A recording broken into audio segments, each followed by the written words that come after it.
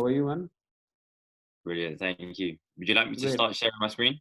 Yeah, I'll just try if you can share your screen right now because I've allowed you.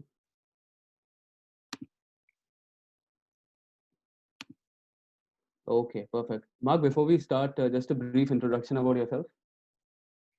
Yeah, so I was born and raised in London. Started coaching from around 18 years old. I studied football studies in college, so at Southampton Solent University. Right. Um, yeah, started to get involved with some big clubs from an early age. I was at Chelsea FC, just doing foundation coaching, just the little ones. Right. Southampton FC.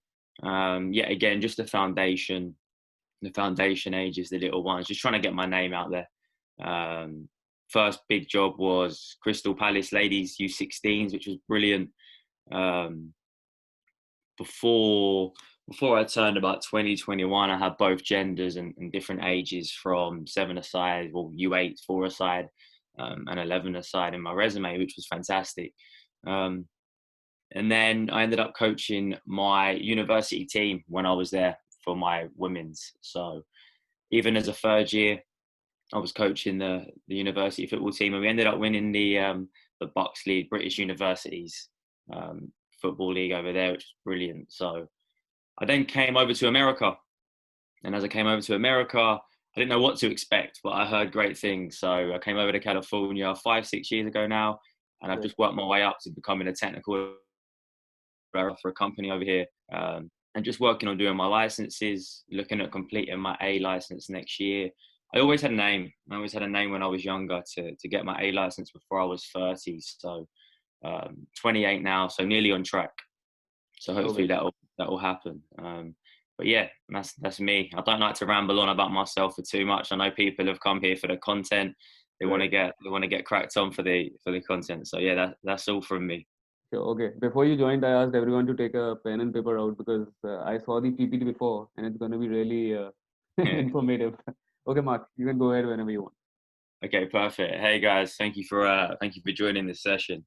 I know it's been said before, but yeah, if you want to grab a pen and some paper, there's going to be lots of information that I haven't made up. All this information I've gotten from elsewhere, other resources. A lot of it will be from US soccer. As I said, I've been in this country now for 5, 6 years. A lot of their material is fantastic.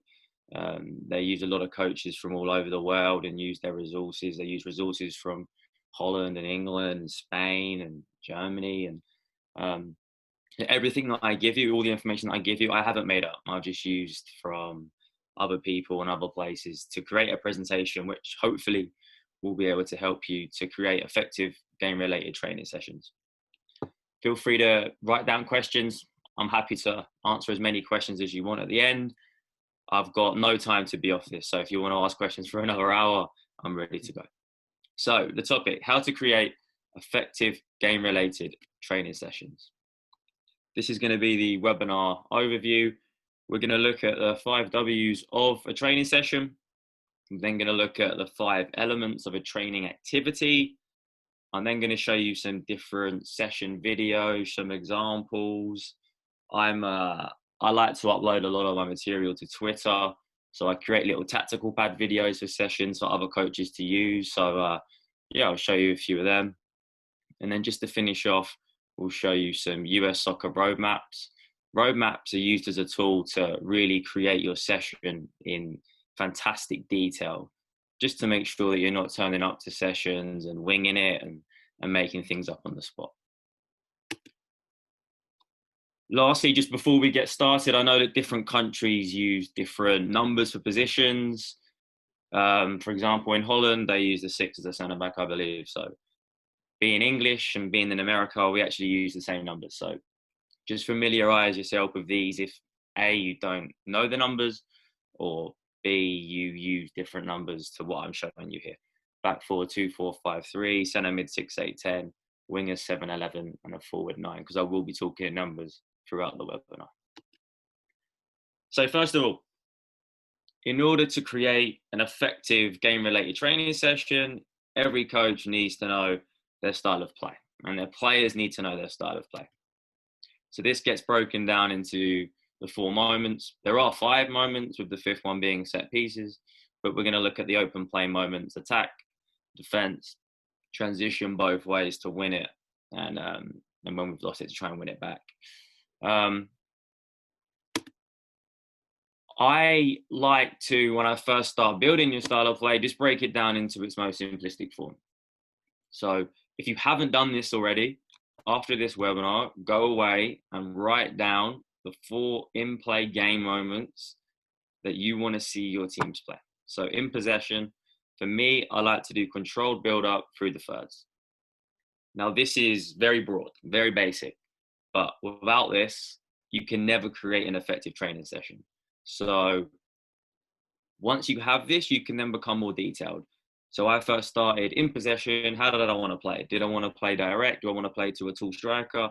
Or do I want to play controlled build-up through the thirds? So once you have that base of controlled build-up through the thirds, then you can start to look at, how are we going to do that?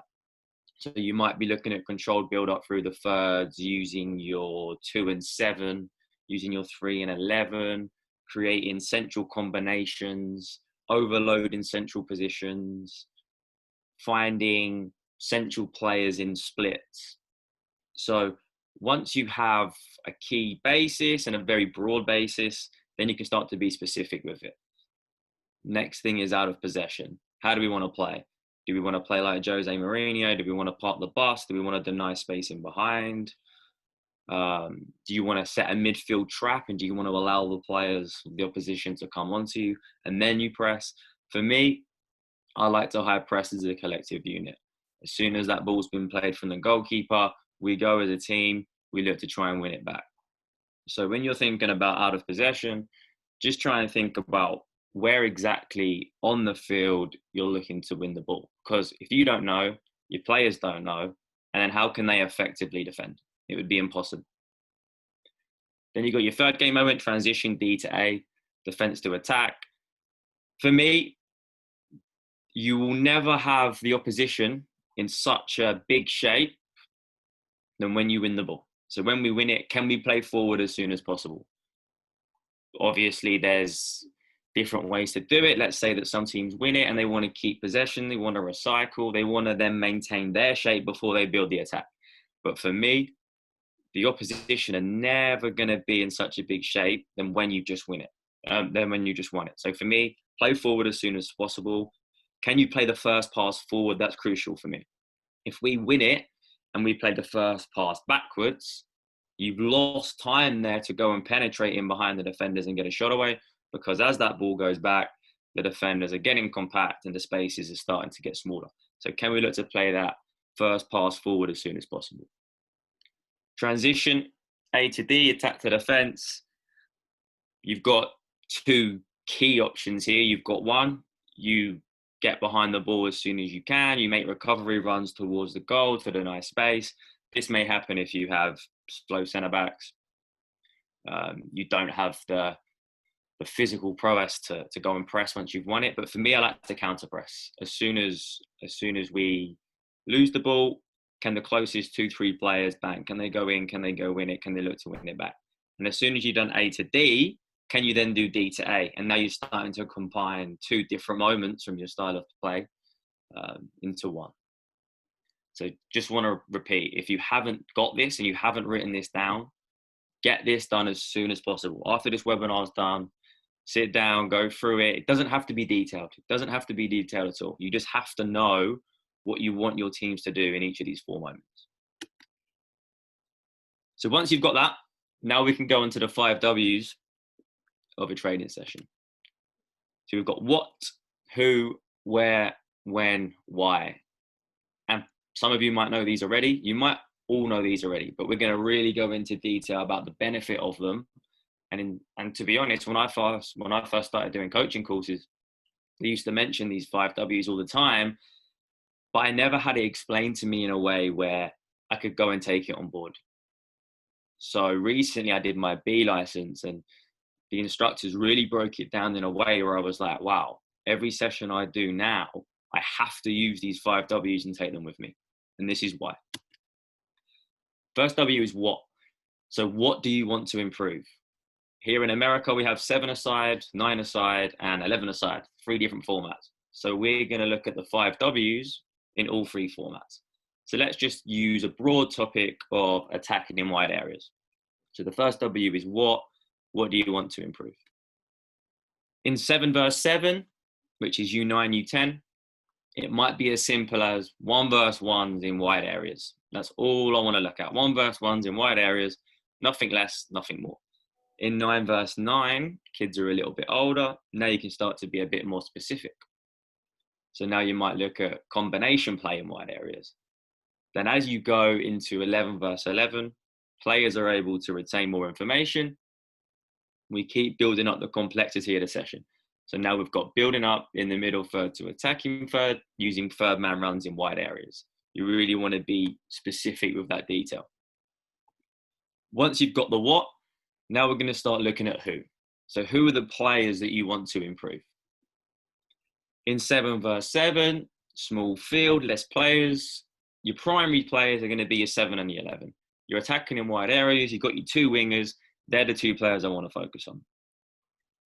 You also have secondary players that you're not focusing purely on them, but you want to make sure that you continue to coach them and you continue to look at their movements, because their movements will affect the primary players' movements. So in 7 and the 11, in 7-a-side, the 7 and the 11 are going to be wide, looking to attack the defenders, but the field is small, the field's compact.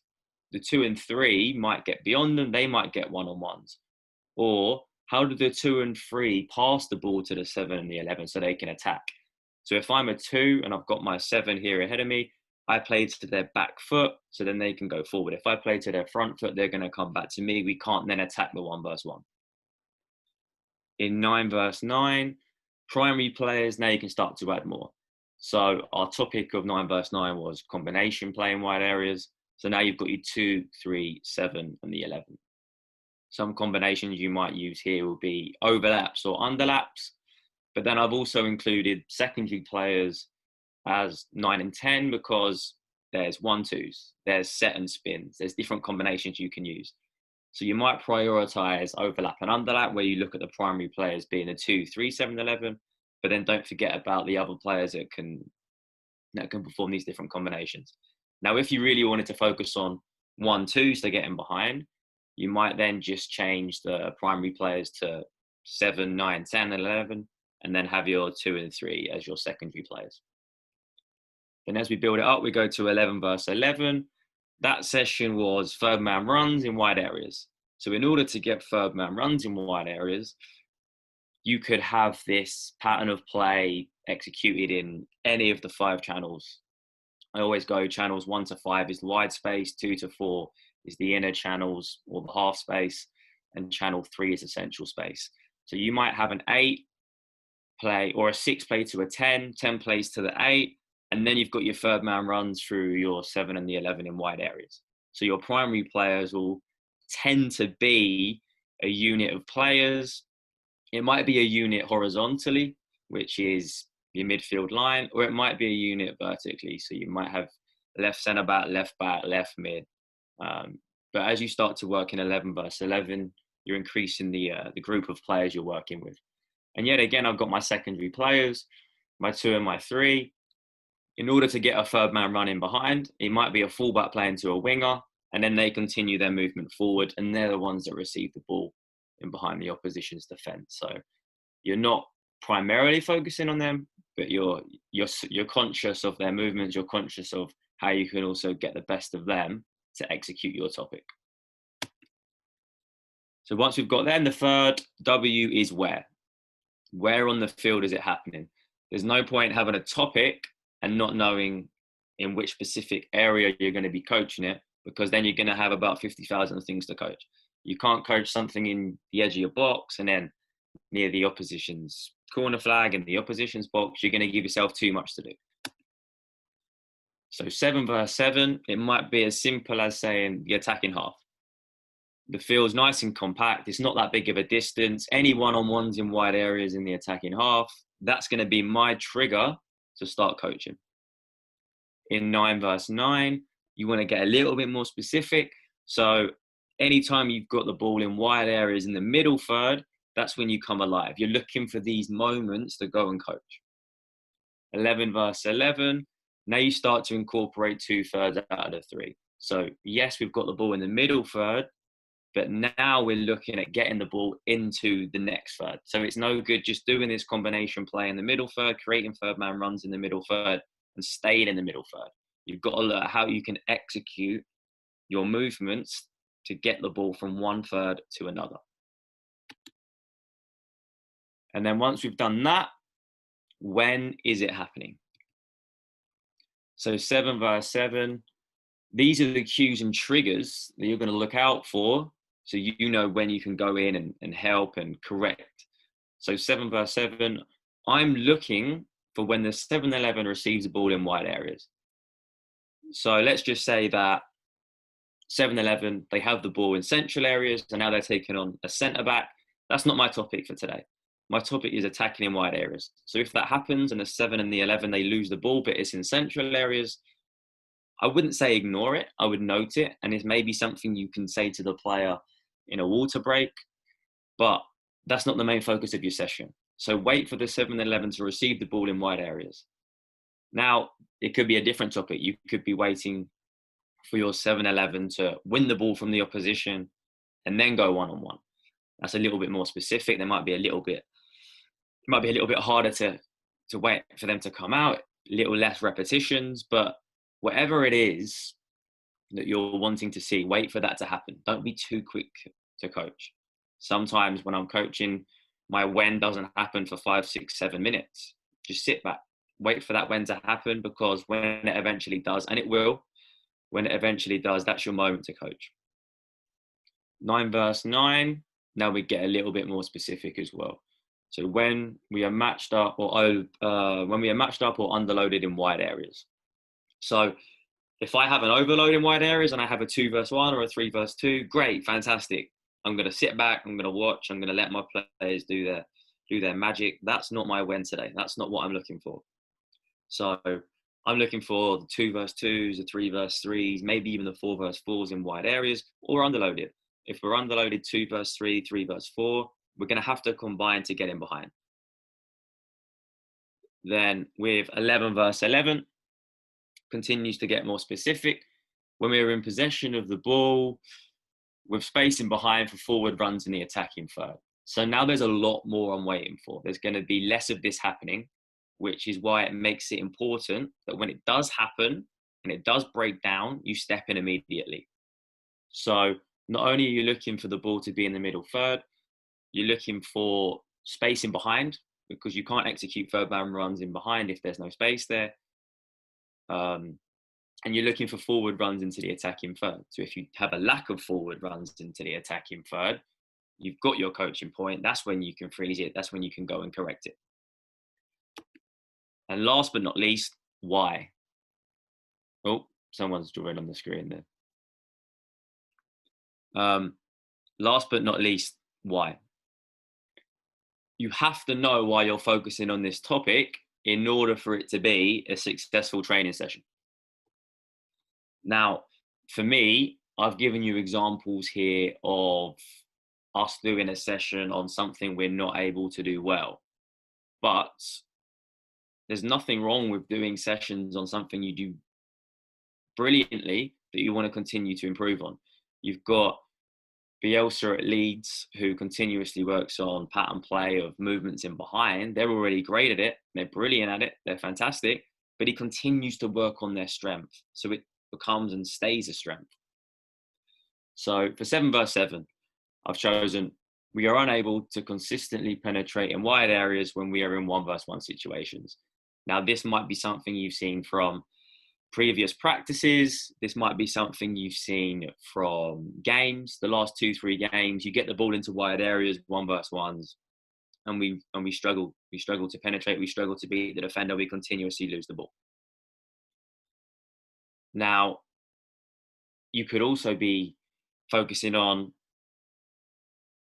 something you're good at, which would be we are great at 1 versus 1 situations. We are consistently able to penetrate in 1 versus 1 situations. We're consistently able to beat our player on the outside and deliver a cross. great. If you're able to be successful in those situations, nothing wrong with doing a session on it. Continue working on it, so you maintain your ability to be able to do that in games. Then 9 verse 9. There we go. We've chosen, we are unable to combine in wide areas using overlaps and or 1-2. So this is something you might have seen in practice, something you might have seen in games. If you're unable to combine in wide areas using overlaps or 1-2s, this is going to be our specific focus. Now, saying that, it might be something you're good at again. So maybe you're great at overlaps. Maybe you continuously get success in 1-2s and overlaps or underlaps in wide areas, and you want to maintain your ability to do so. 11 verse 11, we are unable to create third man runs in behind the opposition defenders due to a lack of forward runs off the ball from our 7 and the 11 in wide areas. So as it gets to 11 verse 11, it's really specific with why you're doing a certain training session. Here, there's numerous factors. There is a lack of forward runs off the ball from our 7-11 in wide areas. It might be that our 7-11 are not wide enough. It might be that the weight of pass isn't good enough to get them in behind. It might be that we're not setting players into our 9 because they're not in vertical channels to receive passes. So as you build your session, you really got to look at the why behind it. Why are we focusing on this topic? The amount of coaches that just create a session and go, we're going to work on shooting today. I don't know what that means. I don't know what that means. We're going to work on defending today. What defending? I don't understand what you're telling me. There is defending 1 versus 1, outnumbered, overloaded, different areas of the field, defending crosses, defending aerial balls, defending 1 versus 1s, defending against the playing out the back, defending against a team that's dominating you. You've really got to be specific with your sessions. And until you know the why, your session is, you'll just be helping your players get better at that specific game. There are exercises, for instance, where you do all these cones and you do all these rules and all these stipulations, and in the first minute of the session, they're not great. And by the 90th minute of your session, they're brilliant. Yeah, you've improved them, but what have you improved them in? You haven't improved them in a specific topic. You haven't improved them in a football action. You've just improved them at developing that exercise. You just developed them at understanding that game you've made up that doesn't have any relevance to the game. So until you start writing down these 5 W's and really focusing on why you're doing your topic, you can never have an effective game-related training session, in my opinion. So the 5 W's of a 7 versus 7 training session, if we just put them all together of what we just did, this is what it will look like. So before my session, I've got a few templates. You can create your own. You can write it down on a bit of paper. This is all it will look like. What? 1 versus 1s in wide areas. That's my topic. Who? I'm looking at the 7 and the 11, but also the 2 and the 3. Where is it happening? Attacking half. When is it happening? 7 and 11 receive the ball in wide areas. And why? Because we are unable to consistently penetrate in wide areas when we're in 1 versus 1 situations. And there you have it. That is your session plan that you can now build upon. And here we go onto the 9 versus 9. Gets a little bit more advanced. Combination play in wide areas. You've got more primary players, as we spoke about. There's the middle third. There's your moment that you're looking for. And there's the why.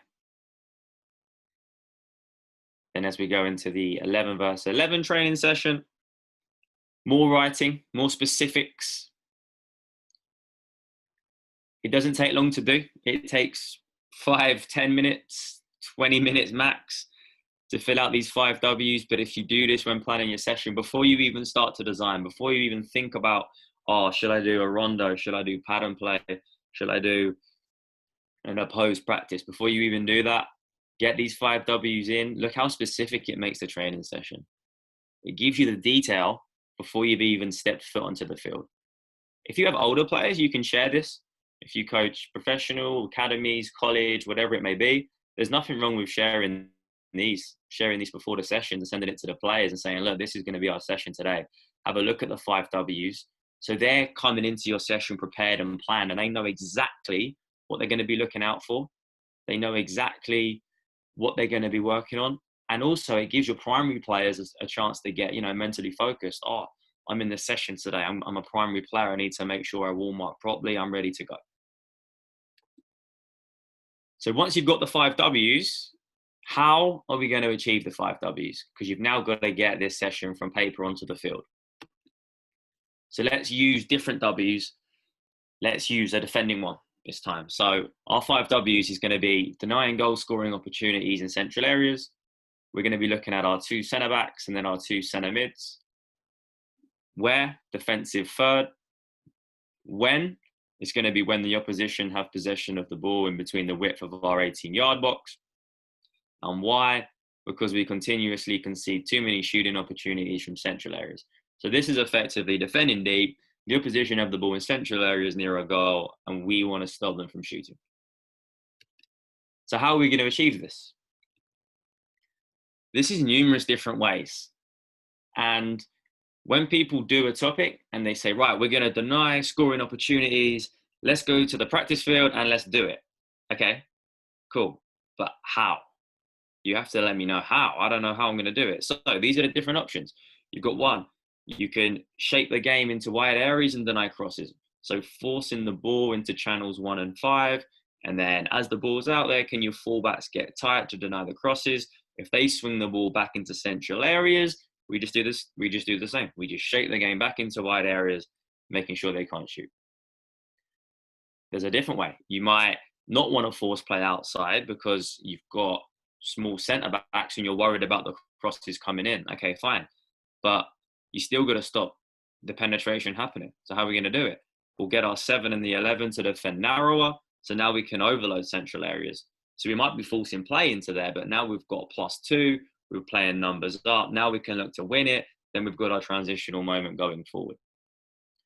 Another way, defend higher to increase the opposition's distance to the goal. Anytime that the opposition play back, we focus on really squeezing the line. Can we get up into the middle third? If we get up into the middle third, then our goalie can get a little bit higher. Now they're away from our goal because we've just spoken about we're not great when the opposition are near our goal. How about we squeeze the line and increase the distance? Now, however, if you have a slow back line and your keeper's uncomfortable coming out the box and clearing up, this might not be the right way to go. But if you've got a bit of speed and your goalkeeper's comfortable outside the box, this is an option. This is one of the many options you can use for how you complete the 5 W's.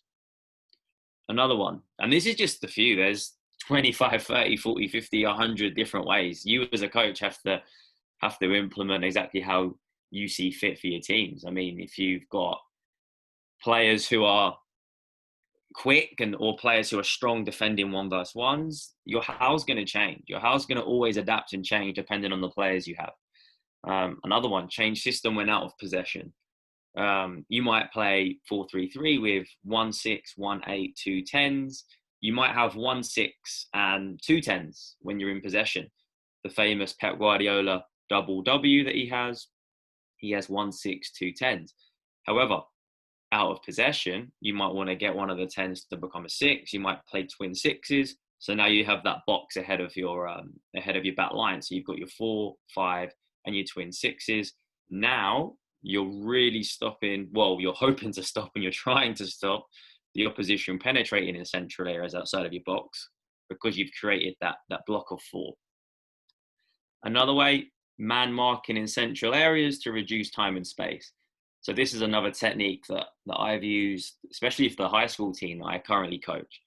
So inside the width of the 18, we go man marking, but outside the width of the 18, we allow their 7 and the 11 to have as much time as they want. This is helping us shape the game onto them so we can trap them by the sideline, because I'm not happy with opposition players having the ball in central areas where they can then look to dictate play left, right, centre, through, they can shoot. And that doesn't work for me. So we'll man mark in central areas. They're 6, 8, 10, 9. We'll have players on them. They're 7 and the 11. They're free. We invite the ball onto them. Now it's in wide areas. Now can we look to keep it there? And then if we can win it, great. If we can force errors and we win a throw, great as well, as long as they don't have possession of the ball. So this is just US soccer roadmaps.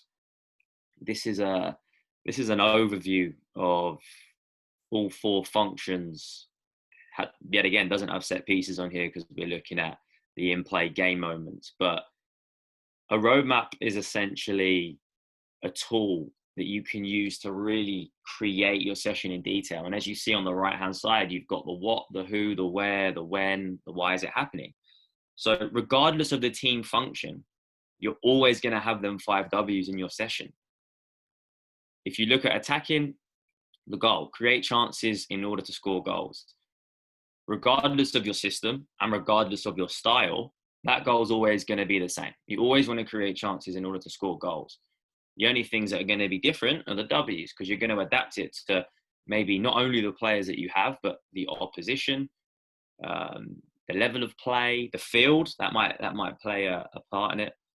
Team function of transitioning attack to defending, deny chances in order to prevent goals. That's always going to be the goal. Yet again, the 5 W's, that's going to change depending on different certain aspects of your team. As you can see there, you've got defending as well, transitioning defending to attack. The goals are pretty similar. You've got your general principles as well. Now, these aren't the only 2 general principles you can use. There's many, whatever you think suits your team. Here they have exploit the opponent when unbalanced, disorganized, disorganize the opponent, but you can have more. So let's break it down. So let's say that you want to work on attacking. You need to first know which area of the field. So I always hear coaches say, we're going to work on attacking today. Yeah, we're going to work on attacking so we can have the ball and we'll be better in games. Okay, I still don't know what that means. So be specific. Are we going to work on defensive third attacking? So that'll be our build-up. Are we going to work on our midfield attacking? That might be continuing the build-up. It might be your midfield movement to receive the ball from the defenders, or it might be midfield build-up to penetrate into the attacking third. So you might look at when they're on the ball, how can we then get the ball to the attacking third? If you're focusing on the attacking third already, the session might be build up and scoring chances. So break down what third you're using when planning your session. And here we have the goals again. I'm not going to read them out. You can see them, I'm sure. For instance, last one, offensive third, scoring goals, possession to create chances. Okay, cool. So as we move along, if you look at the right column, we've got our team tactical principles. This is what US Soccer call them. You might know them as coaching points. The first one, spread out, that's used for U8s, U9s. And then as you get down below, they get more advanced. So the older your team you get, the more experience your team is, you start to add and you start to layer these team tactical principles. Now, I don't ever advise trying to get 10 team tactical principles in one session. I always look for 1, 2, a maximum of 3, but I like 2. So it might be creating diagonal passing lanes. It might be get numbers in the box. But if you've got 2 clear, specific principles you want to look at, that will help you get your players better in that session because you know exactly what you're looking for. If you have 10 of these on a bit of paper and you're trying to look out for all 10 of these, 1, you're not going to improve anything. Jack of all trades, master of none is the saying. And 2, there's going to be no flow to your session because you're going to be continuously stopping this. So have a look at these team tactical principles. When you plan your session, focus on what area of the field it is, focus on the goal, and then you can start to build your how using these coaching points to create that effective session. Now we move on to defending. Principles, same. Are you disrupting the build-up? So are you pressing high? Are you middle third, disrupting the build-up? So you're setting traps? Are you disrupting build-up and preventing scoring opportunities? Yet again, we have our goal, we have our general principles, and then we have our team tactical principles in the right column. Which ones from this list? And feel free to create your own. There might be some on this list that you don't have. This is just a list of 11, but feel free to add stuff that isn't on here that you feel suitable. So I'm looking at, let's say I've got my 7-a-side team, I've got my little U9s. I might just look at make it compact and keep it compact. They're the 2 things. They're the 2 things I'm looking at. I might have an 11-a-side team. I might look at team tactical principles 9, 10, and 11. Here we have our transition. Same again, team tactical principles on the right-hand side. You've got 5 of them there. Feel free to use what you want. Feel free to add. Feel free to not use any. This is from US Soccer. This isn't my work. No one's ever correct. Whoever put this together, this isn't the be-all and end-all. There's always stuff you can take away from documents like this, and there's always stuff that you feel, I can add to it. And here we have it again. Last of all, we have our transition from attacking to defending. Team tactical principles on the right again. So, from the 5 W's, just have a little read of that. The 5 W's are all about paying attention. It helps you create the details of your session. The better we can begin identifying trends, the more we can work towards improving our players. This is crucial. Whether you take a screenshot of this, whether you write it down, this is why we use the 5 W's. And you can see here just from this paragraph and what we've spoken about with the 5 W's, how beneficial it can be in order for you to create the details you need. The more details you have in planning your session, the smoother it's going to be, the more you're going to improve your players. Okay, so now we've got our training session idea. We still haven't drawn anything up. All we know is what we're looking for and how we want to do it. So what are the 5 elements of a training activity when you're coaching? Is it organized? Is it realistic? Is there repetition? Is it challenging? And then coaching, how are you going to coach it? So let's look at the first one, organized. Now, the first 2 are the 2 answers that people always say to me when I ask them, is it organized? Are the balls in specific positions for quick restarts? They always say, yeah, well, the balls are by the goal. Brilliant. Are the players clear on the rules of the practice? Yeah, the red team know they have to score 3. It's very organized. Yes, these are important. It's very important to have balls in specific positions for quick restarts. It's very important for the players to be clear on the rules of the practice. Brilliant. But there's so much more to organization of a session than this. So the reason I put the other 4 in bold is because these are the mini details that tell you if your session is organized, is really, truly organized. First one, does the activity match your style of play? For me, I like to be a possession-based team playing through the thirds. So my activity, I don't want it to be direct play. I don't want my keeper smashing it long from when he's got it in his hands or getting the ball and throwing it to the forward, missing out the midfield line, missing out the defensive line. Your activity should match your style of play. So on the weekends, if you're continuously telling your goalkeeper, hey, roll it out, but in your activity in practice, you were allowing him to go longer, you were allowing him to punt it, you were allowing him to just smash it long into your striker and you never worked on it, how are you meant to improve and how is he meant to know what he's meant to do on the game day? Second of all, does the activity match your system of play? So let's talk about an 11-a-side team, for instance. Let's say that I play 3 centre-backs and 2 wing-backs. Antonio Conte loves this system. I'm a Chelsea fan, so when he was at Chelsea, I started to love it too. So 3 centre-backs, 2 wing-backs. If your activity in practice, in training, uses 2 centre-backs and 2 full-backs, your activity is not matching your system of play. You're not developing your players for the weekend. Yet again, all you're doing is making your players irrelevantly better at your exercise that you're working on in practice. And yeah, over the 90 minutes, you might improve your players to become better at that exercise, but it's not going to translate into the game. Your activity needs to match your system of play. If you play with 1 striker in a 4-2-3-1, why in your activity do you have 2 strikers? Why do you have 2 9s against 2 centre-backs? When on the game day, you're going to have 1 9 against 2 centre-backs. So now you can start to see, not only does your activity have to match your style, it has to match your system. Next, are your focus team in the positions you want? Let's say that in the game on the weekend, you want your 7 and the 11, you want your wingers to be touchline, paint on your boots, as we used to call it in England. Well, why in training are you allowing your 7 and 11 to come inside and be central and be on top of your 6, 8 or 10? your focus team have to be in the positions you want. If you're working on the 7 and the 11 being wide and receiving one-on-ones in wide areas, they have to be out there.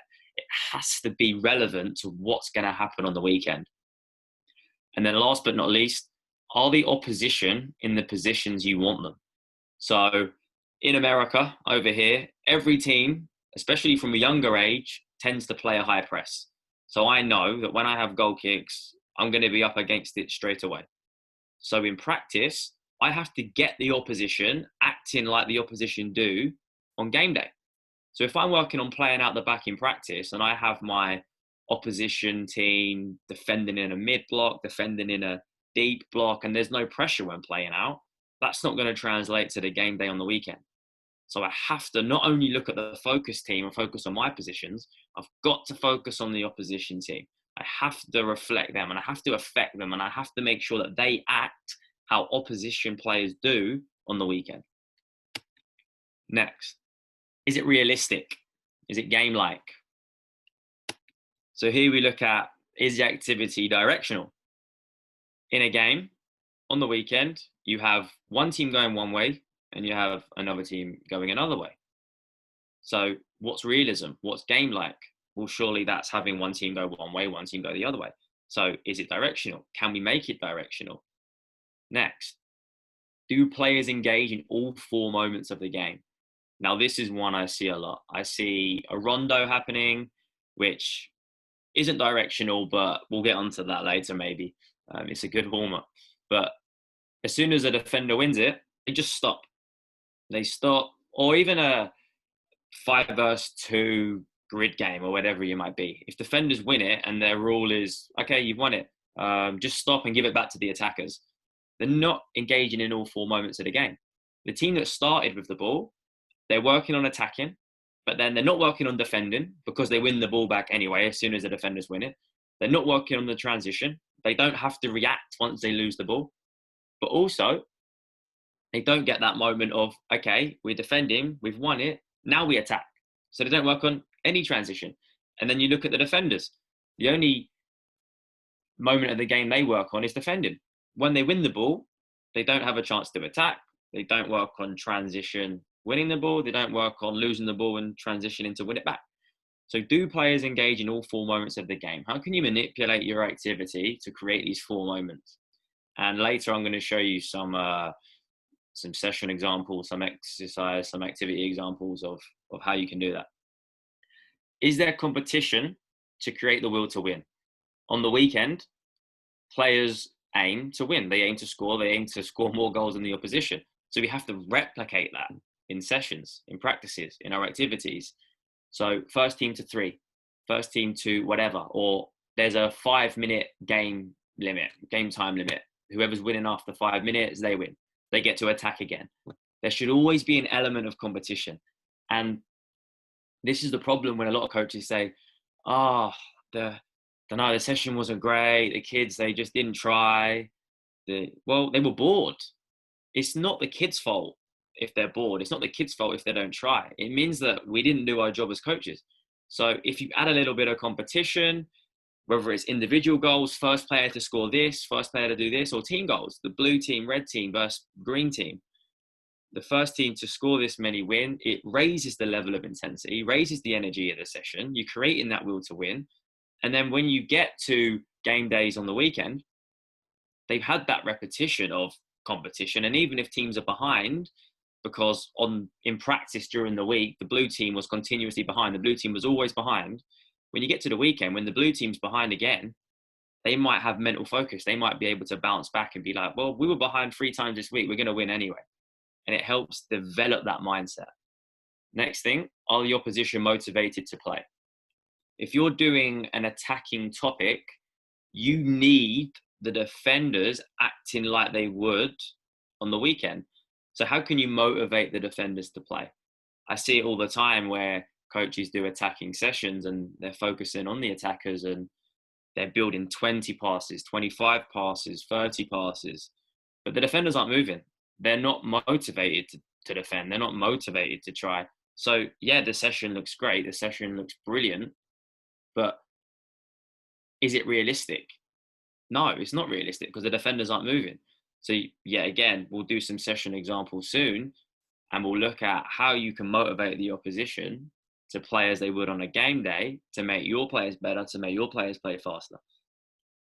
Next thing, last but not least, does the activity look like the game?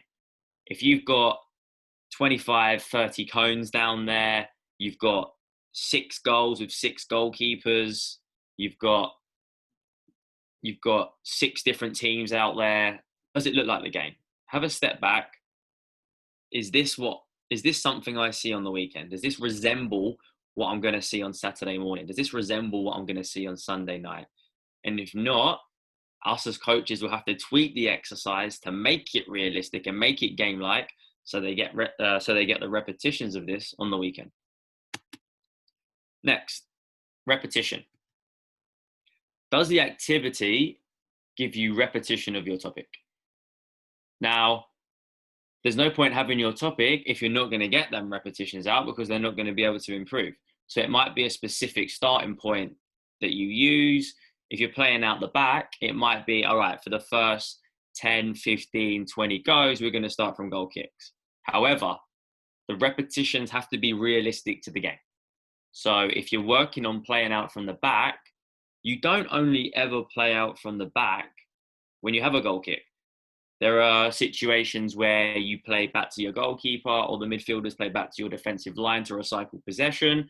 It might be you have a throw-in near your own corner flag, and you've got to combine quickly in that area and then switch out the other side. And now you've got to build out from the defensive third to the middle third.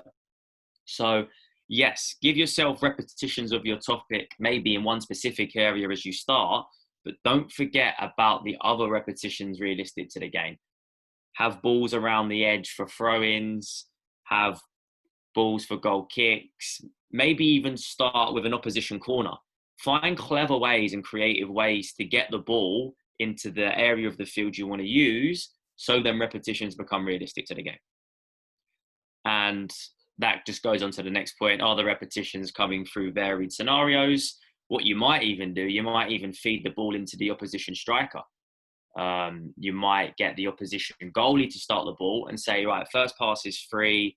The goalie can play into their 9, into their 10. And then after that first pass, bang, we come alive, plays live. So the ball's in the area you want. You don't have the ball, but when you win it, how do we keep the ball? How do we then build out the back, which is realistic to the game? And it's through varied scenarios instead of 25, 30 minutes of you just continuously doing it from playing out from goal kicks. Next, challenging. Do the field dimensions provide a balance of success and failure? One thing I used to do as a coach a few years back, I used to accidentally and unintentionally make my sessions probably too big, 10 yards too long, 10 yards too wide. And I'd have so much success. Where I thought I was the best coach in the world, and we were stringing together 20 passes, 25 passes, and I was like, this is great. But in order to develop your players and in order for them to get better, it's got to be challenging and it's got to be harder. So once you feel that your players are having too much success, shrink the field, make it smaller. I've actually gone the other way now, and I end up doing exercises on fields that are probably a little bit too small to increase the challenge, put them in a state of overwhelm, make them overcome that barrier, make them overcome that challenge.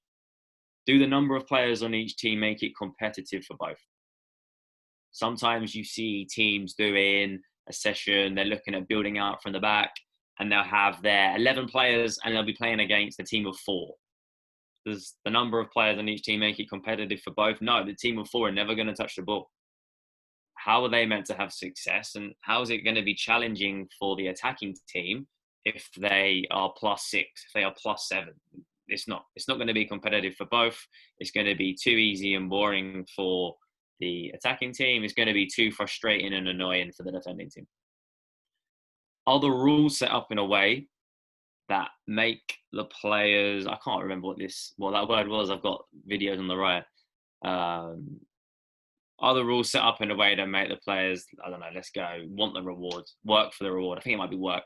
Are the rules set up in a way that make the players work for the reward? If there is an attacking exercise where the defenders win the ball, as we said earlier, and they just stop and they give it back to the attackers, is that going to make them work for the reward? Are they going to try? Are they going to give 100%? Are they going to give 110% maximum effort? Probably not. So what can we do?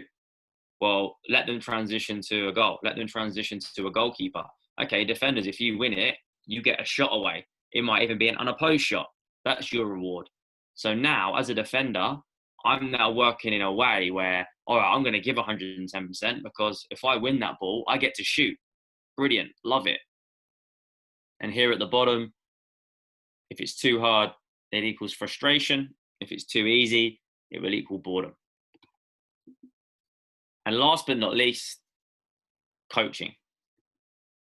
Have the previous 4 elements been applied?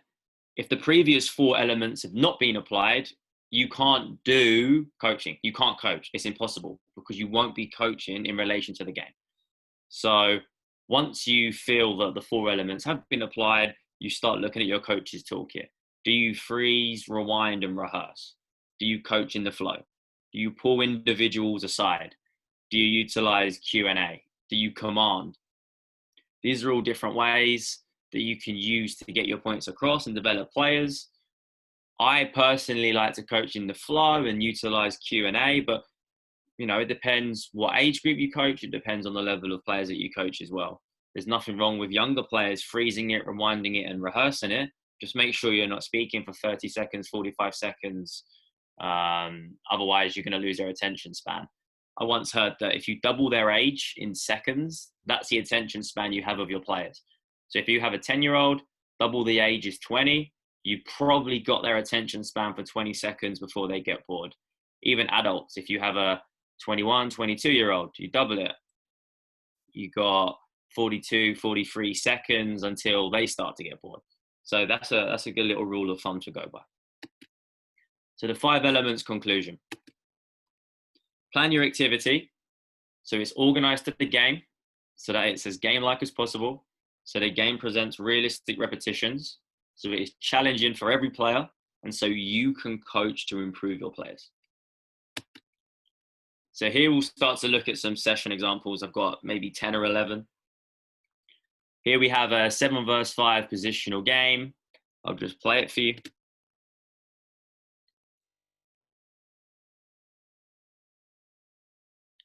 Building out, look to get the ball into the next third, and we get a shot away. If the Reds win it, do they stop? No, they transition to goal, they attack. Then you can start to build the session up.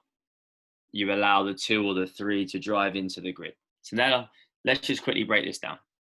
So what would the session be? It could be you're looking at creating scoring chances in the attacking third, for instance.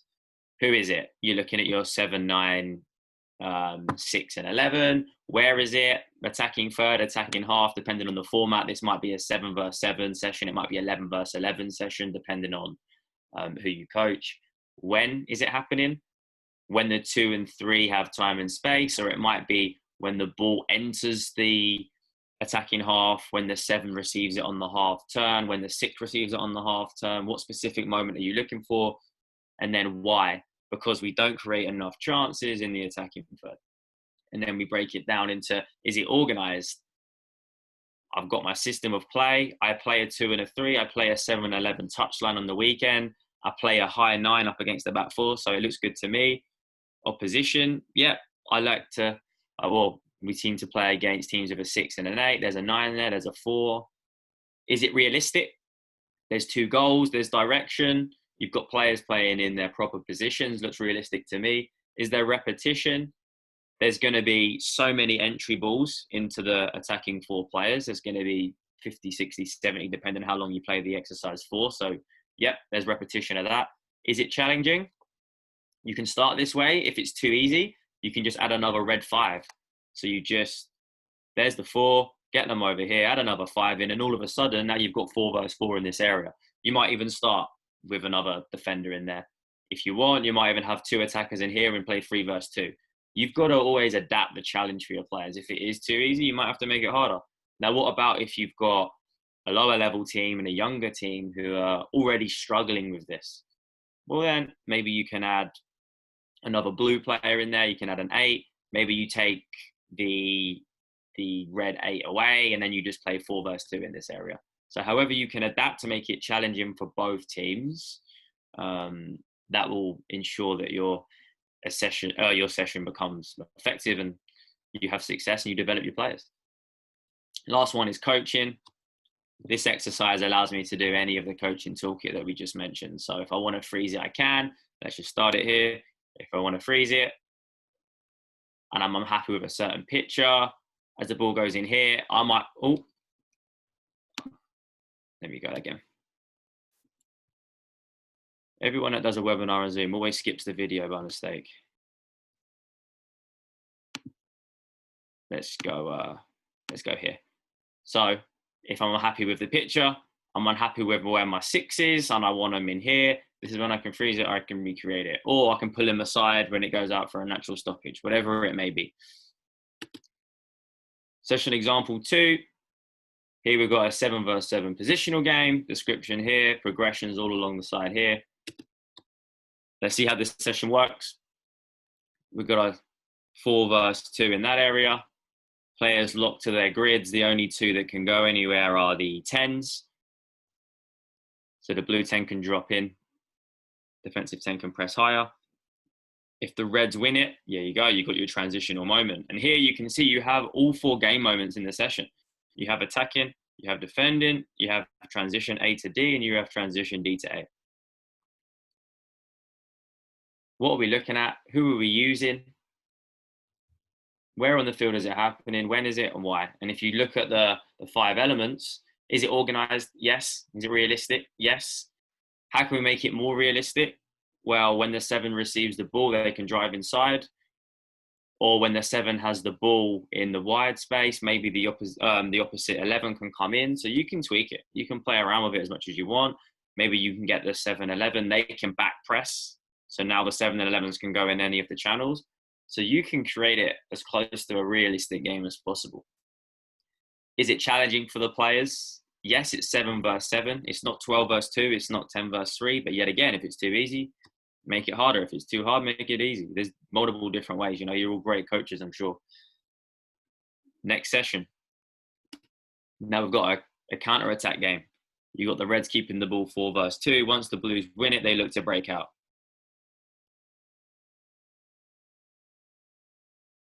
My 7 and 11 are in wide areas again. Blues looking to break out. You can manipulate how many Reds can back press for the challenge as well. Say the Blues win it. If the Reds then win it back, they then have their transitional moment where they look to play high into the 9 and then they look to keep the ball again.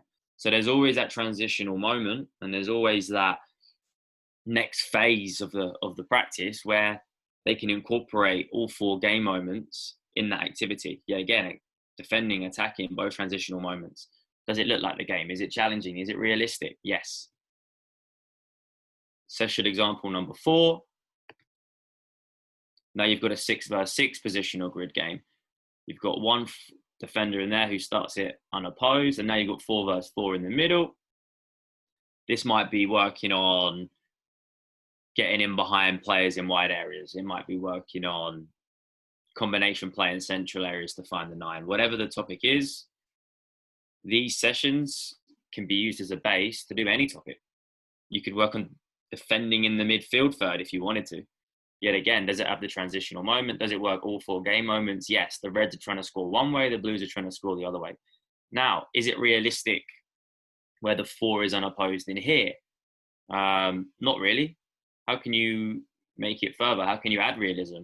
You might have a 4, you then might have a 5, and then you might put a 9 in here where they can then press in the defensive third. You might allow the 9 to go wherever they want. You might add a 10 in here where the 9 and 10 can then press.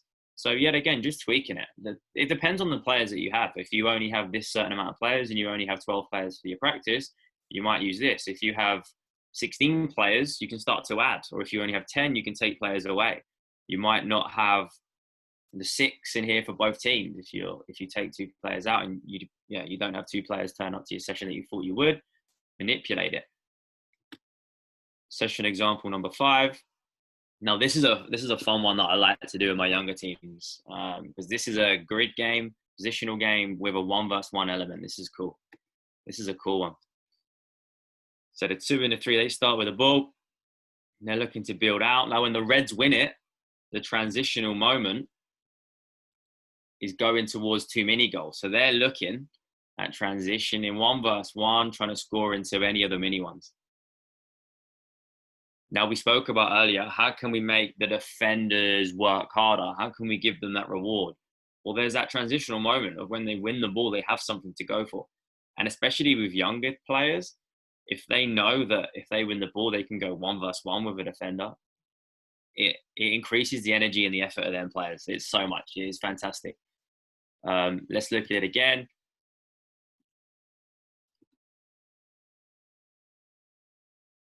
Now, the realism of this, can the 2 and the 3 just stay there unopposed in a game? Is that going to happen? No, but allow them to go and join the attack if it's on their side. Allow them to be pressed if they have possession of the ball. Add more numbers. You might even add a 9 in here. So it's 2 versus 1 in this area, and the opposition 9 can then press the 2 and the 3. In order to be a completely realistic session, it would just end up being 1 goal here and 1 goal here and net and play every session. But is that going to help us bring out the needs of our session and bring out the needs of what we need to develop? Probably not. So we've just got to manipulate our sessions to the point of realism, but also creating certain situations that you can use for our players to get better. Session example 6. This is a 5 versus 5 plus 1 positional game. So now you got a little neutral in the middle.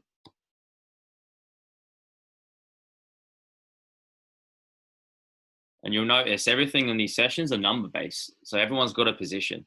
It's not you get a red penny, you get a blue penny, and then just run wherever you want. It's right. You're the 2, you're the 3, you're the 7, you're the 11, you're going to play here.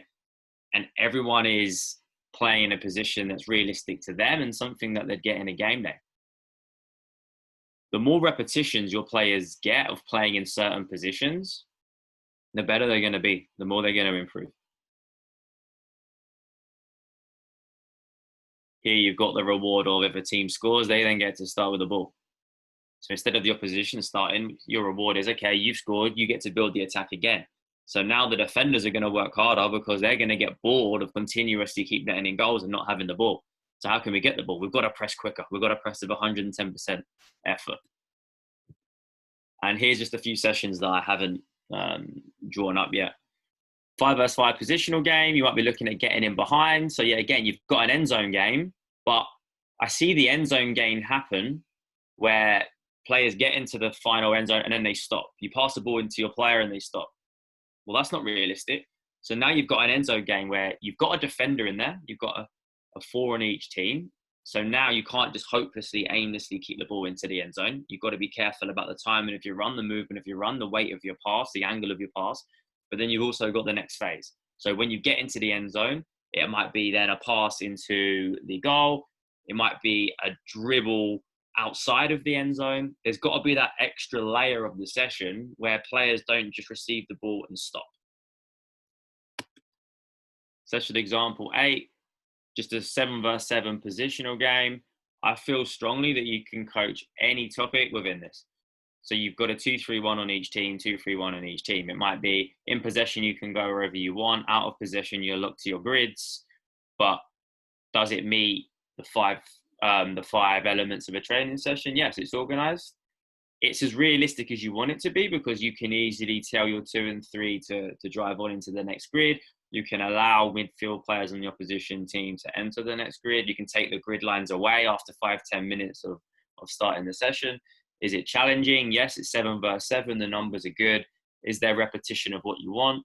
Depends on the topic. Is your topic working on your switching play? Well, you're going to have loads of repetitions because it's 7 versus 7. I don't need to do a pattern play exercise unopposed I can just set this up. I can set this activity up. I can coach it. I can manipulate it. I can work on the movements to switch the ball in an efficient and competitive environment. And now, last session example here, just have fun with it. This is different shapes. You don't always have to use a rectangle. Here you've got 7 and the 11 on the outside. You can even make it a little bit bigger, make the hexagon bigger and have the 7 and 11 just working slightly on the inside. But have fun with your sessions. You can use whatever shapes you want. I've seen people using H's and the letter K, and they're having fun with their sessions. But is it organized? Yes, I've got my system. I've got my style of play. Is it realistic? Yep. Is there repetition? There'll be lots of repetition. Look at the numbers. Is it challenging? Always adapt it to make it challenging if it's not, but this will be challenging. You can, if the 7 and the 11s on either team are taking too long on the ball, say they can be pressed by an opposition player, that'll make them play quicker. It'll make it more of a challenge for them. And then you've got your coaching. You can go and intervene any way you want. So last 2 slides from me, because I've spoken a lot about positional games on a team environment. Does this apply for 1v1s? So how do we get 1v1s realistic? You see it all the time where defenders pass to the attackers and then they go and look to score. Is it realistic to the game? When does that happen?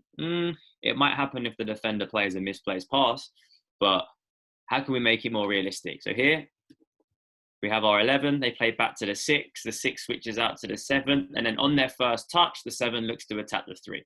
So now we're looking at 1v1, our right winger against their left defender. He looks to get a shot away at goal. If the 3 wins it, they've got their transitional moment. The little mini goals act as higher players, midfield players on his team. Here, let's say now the 7 looks to beat his 3 on the outside. Now you can build it up. You can get your opposite 11 to be at the back post. Or your 6 goes to play to the 7. Now you've got a 2v1 opportunity. And instead of just doing normal, basic, straight on defender passes to attacker 1v1s, you've got something that looks similar to the game. Let's just run this one more time. Let's just say that this 7 gets this repetition 25, 30 times. And don't forget to swap the other side as well. You can have numerous 7s. Let's say they get this 25, 30 times in practice. By the time they get to the weekend, they're going to be so comfortable with attacking that 3 1v1 because they've seen this situation before. As soon as the 11 plays back to the 6, the 7's going to be getting ready on the game day, and he's going to know exactly what to do because he's experienced this. Muscle memory, just creating that muscle memory, repetitions of receiving the ball in wide areas, attacking the 3.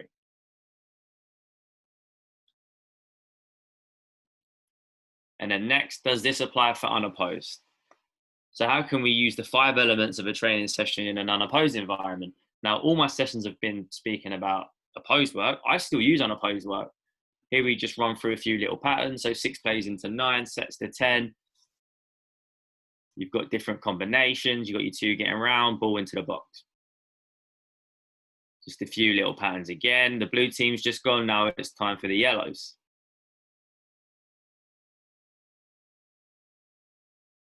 We'll let the video play with the 4 different patterns just to highlight some of the things that I work on. But yet again, with pattern play, the opportunities are endless.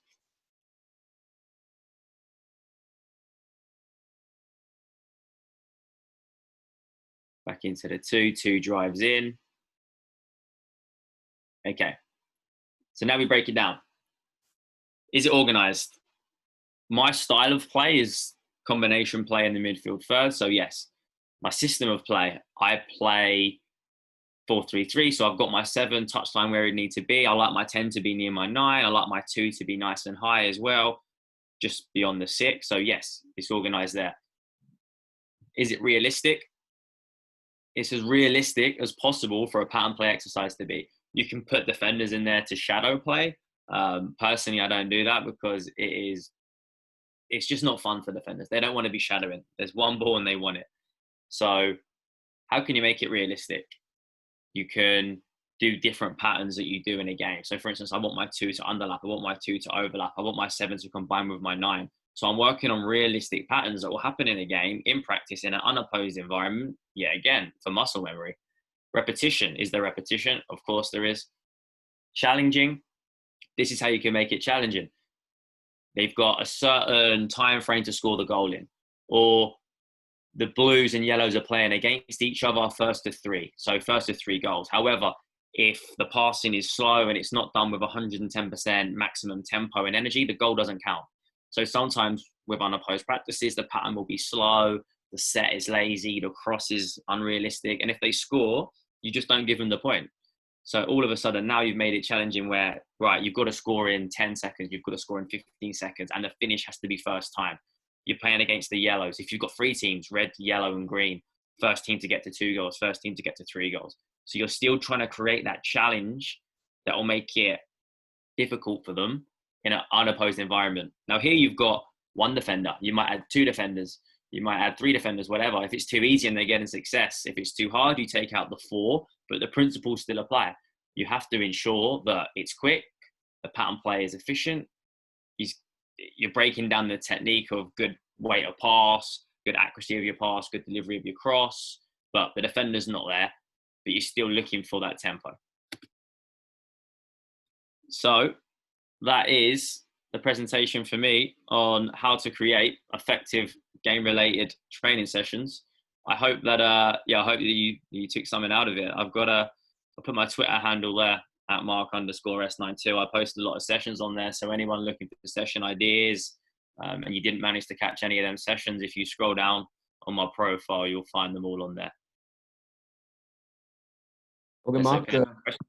Thank you so much. We'll be going ahead with the questions. And before we progress, just a small reminder to everyone, we'll upload this video on YouTube. And because there's so much information, if you want to go through it and note it down in the YouTube video, we'll share it on the WhatsApp group, or we'll share it wherever you have joined from. Mark, I'll like to bring Neeraj on the line. Mm-hmm. He has a lot of questions. Neeraj, are you here? Getting a lot of thank yous, Mark, in the chat box. Brilliant, thank you. No, I appreciate everyone's time. There's hopefully people can take stuff away from it, you know? Yeah, sure. Guys, stay for the questions. I'm sure there's a lot to learn from it. We are waiting for Neeraj. As soon as Neeraj joins. 1 second, Mark. I think I'll have to unmute. No rush. Yeah, that's fine. Yeah.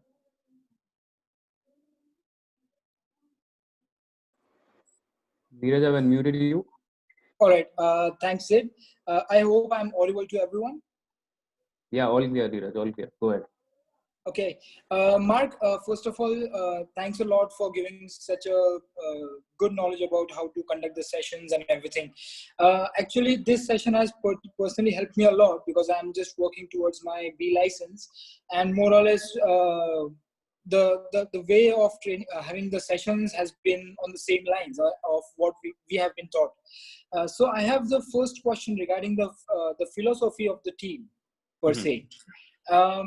So, you know, our philosophy is more or less affected by the 5 Ws, which you mentioned at the start of your presentation. And the professional teams, they tend to attack or defend in a set pattern, or they have their own way of playing the game. So my question to you is, how do you tweak the defensive or attacking principles in the training session, keeping in mind the opponent? That's the first one. And the second one, how does the training changes?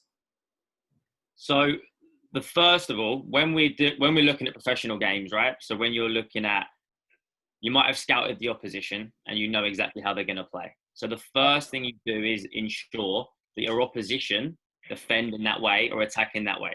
So you create your opponents to act in that specific way. Let's just say that they have a tendency where they force play into central areas and they cut off the line, they cut off channels 1 and 5. So the first thing you want to do, you don't even want to look at your team.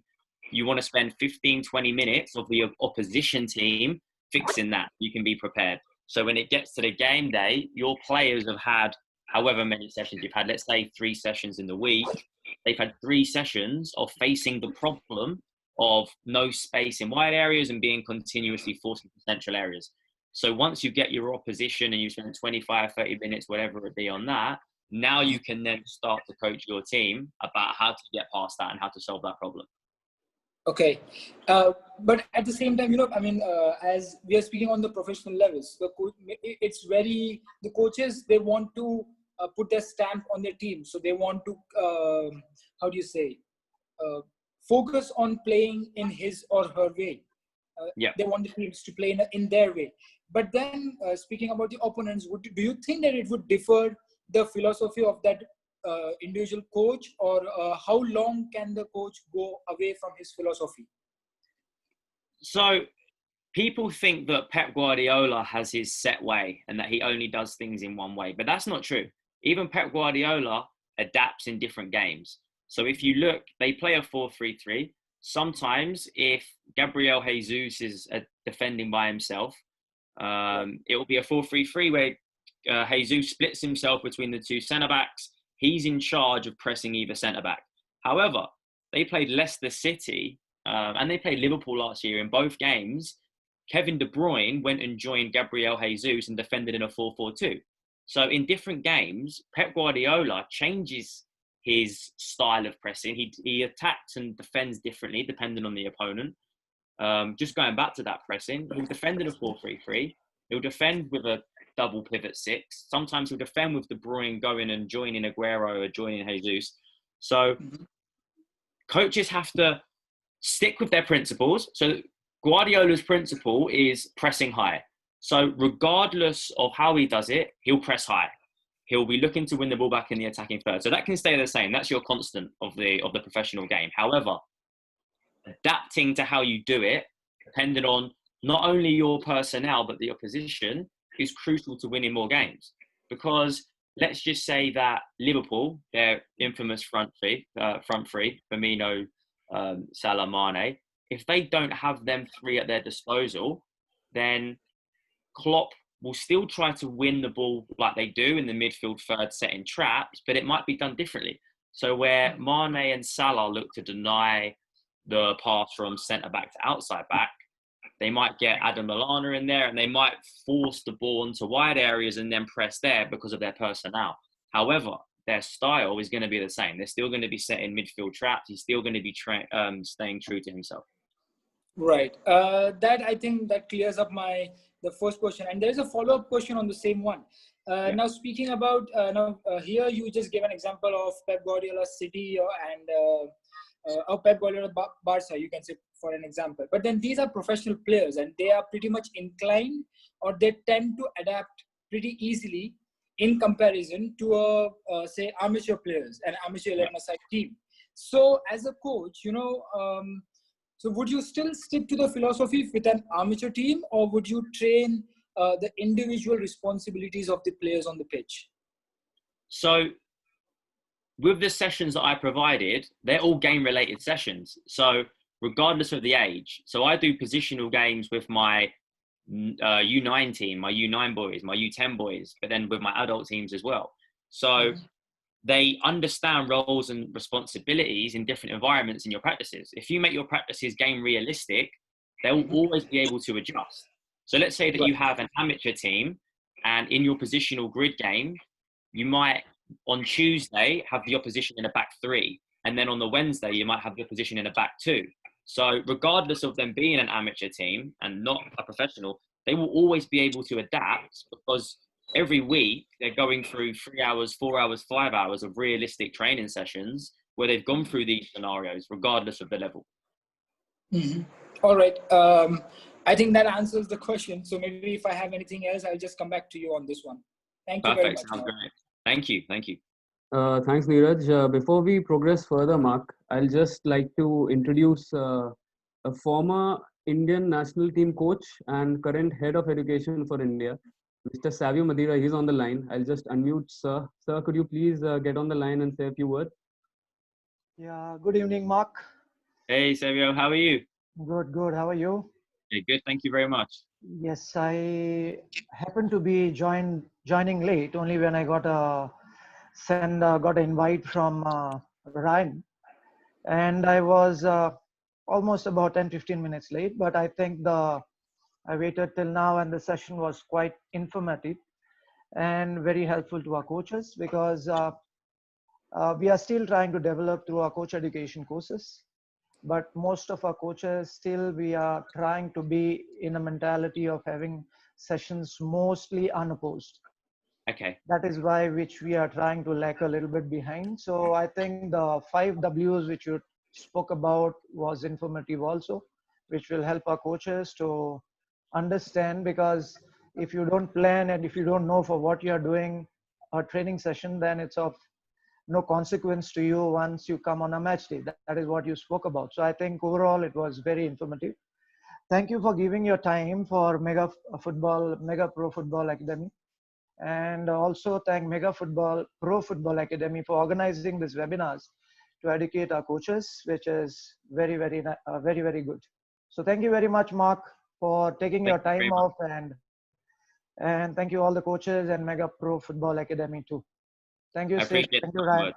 Thank you Yep. so much, sir. Thank you so much for being on the line. Thanks, Yep. sir.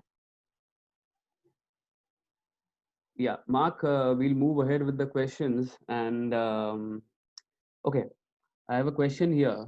Subhashish asks, game situation for attacker in case of counter attack. He's talking about the style of play. So Yeah. in possession, he says game situation for attacker in case of counter attack. Then for out of possession, game situation for defender in case of rebound after losing the ball. Okay, he's talking about what his style of play would be like. I'll just go on to the next question. There's more of he's just telling how the way he likes play. Okay, Ryan has a question. Ryan, would you like to get on the line to ask a question? I'll unmute you. 1 second. One Yeah, second, fine. Mark. Yeah, no rush. I hope you have eaten well because it's really early for you. I had some breakfast just before. I'm good to go. Great. I've unmuted you, Ryan. Please get on the line and ask a question, please.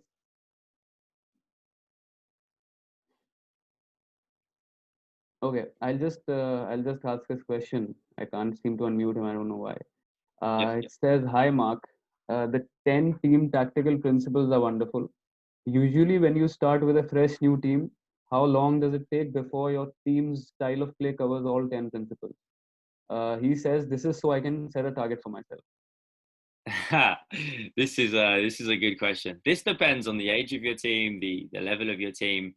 But in in reality, I don't think you ever get comfortable with all 10. I don't. I think it's their targets to achieve and their things to improve. But yeah, I mean, you can never complete them. It's not a checklist where you go, right, we've done one, we've done two, we've done three, brilliant, we've now done all 10, we're amazing, we're going to win. Right. These are things you always have to evolve and adapt and get better. Let's just say that team tactical principle number 4, whatever it may be, you're really good at it. But then in 6 months' time, you get a new player in, or you've worked on other things so much that you've now reduced your ability at that. You're going to have to go back and revisit it. So it's not a checklist of we've got to complete all of these. It's a checklist of, right, these are the things we've got to be wary of, but we might be good at something, but remember, we'll have to continue to work at it if we're going to improve. Okay. Another question. Naresh, why Naresh says, "How can I teach kids during this COVID time?" Like, are there any tips on that?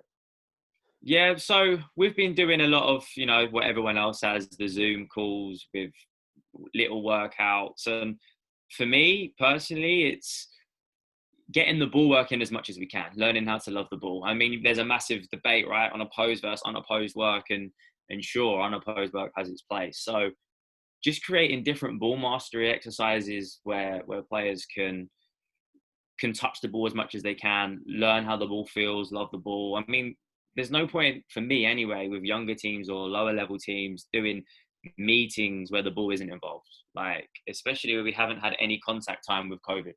So whatever ball mastery exercises you can do, everything that I do with ball mastery, it's dynamic. So I call it the penguin effect, where people just do boxes for no reason. Like they just tappy. Like, that's not dynamic. That's not a dynamic, explosive movement. So when you're doing ball mastery and it's unopposed, it might be a certain skill or a certain turn, and then you explode 5 seconds into space. So it's making it realistic to the game. You might do a little L turn, you might do a little V turn, and then bang, you go and drive 5-10 yards. You might get a shot away. So it's just kind of create realistic sessions even when it is in an opposed environment. Okay, thank you so much for the answer, Mark. Suraj says, not completely related to the topic, but views on arrival activities, 2v2, 2v3, 3v3, etc. Can they Love it. direct can they directly replace warm-ups for under 10s till under 14s, or some dynamic stretching is required? Right, good question. I'm just gonna walk myself into a different room to put myself on charge because I'm Yeah, about to. I'm about to. no problem. I didn't expect it to go this long. I told you in the morning. Actually, our morning and your night. I said it will I go on for know, a long right? time. Yeah, Fantastic. 1 second, let me just plug myself in so yeah, I yeah. don't disconnect. No Um, problem.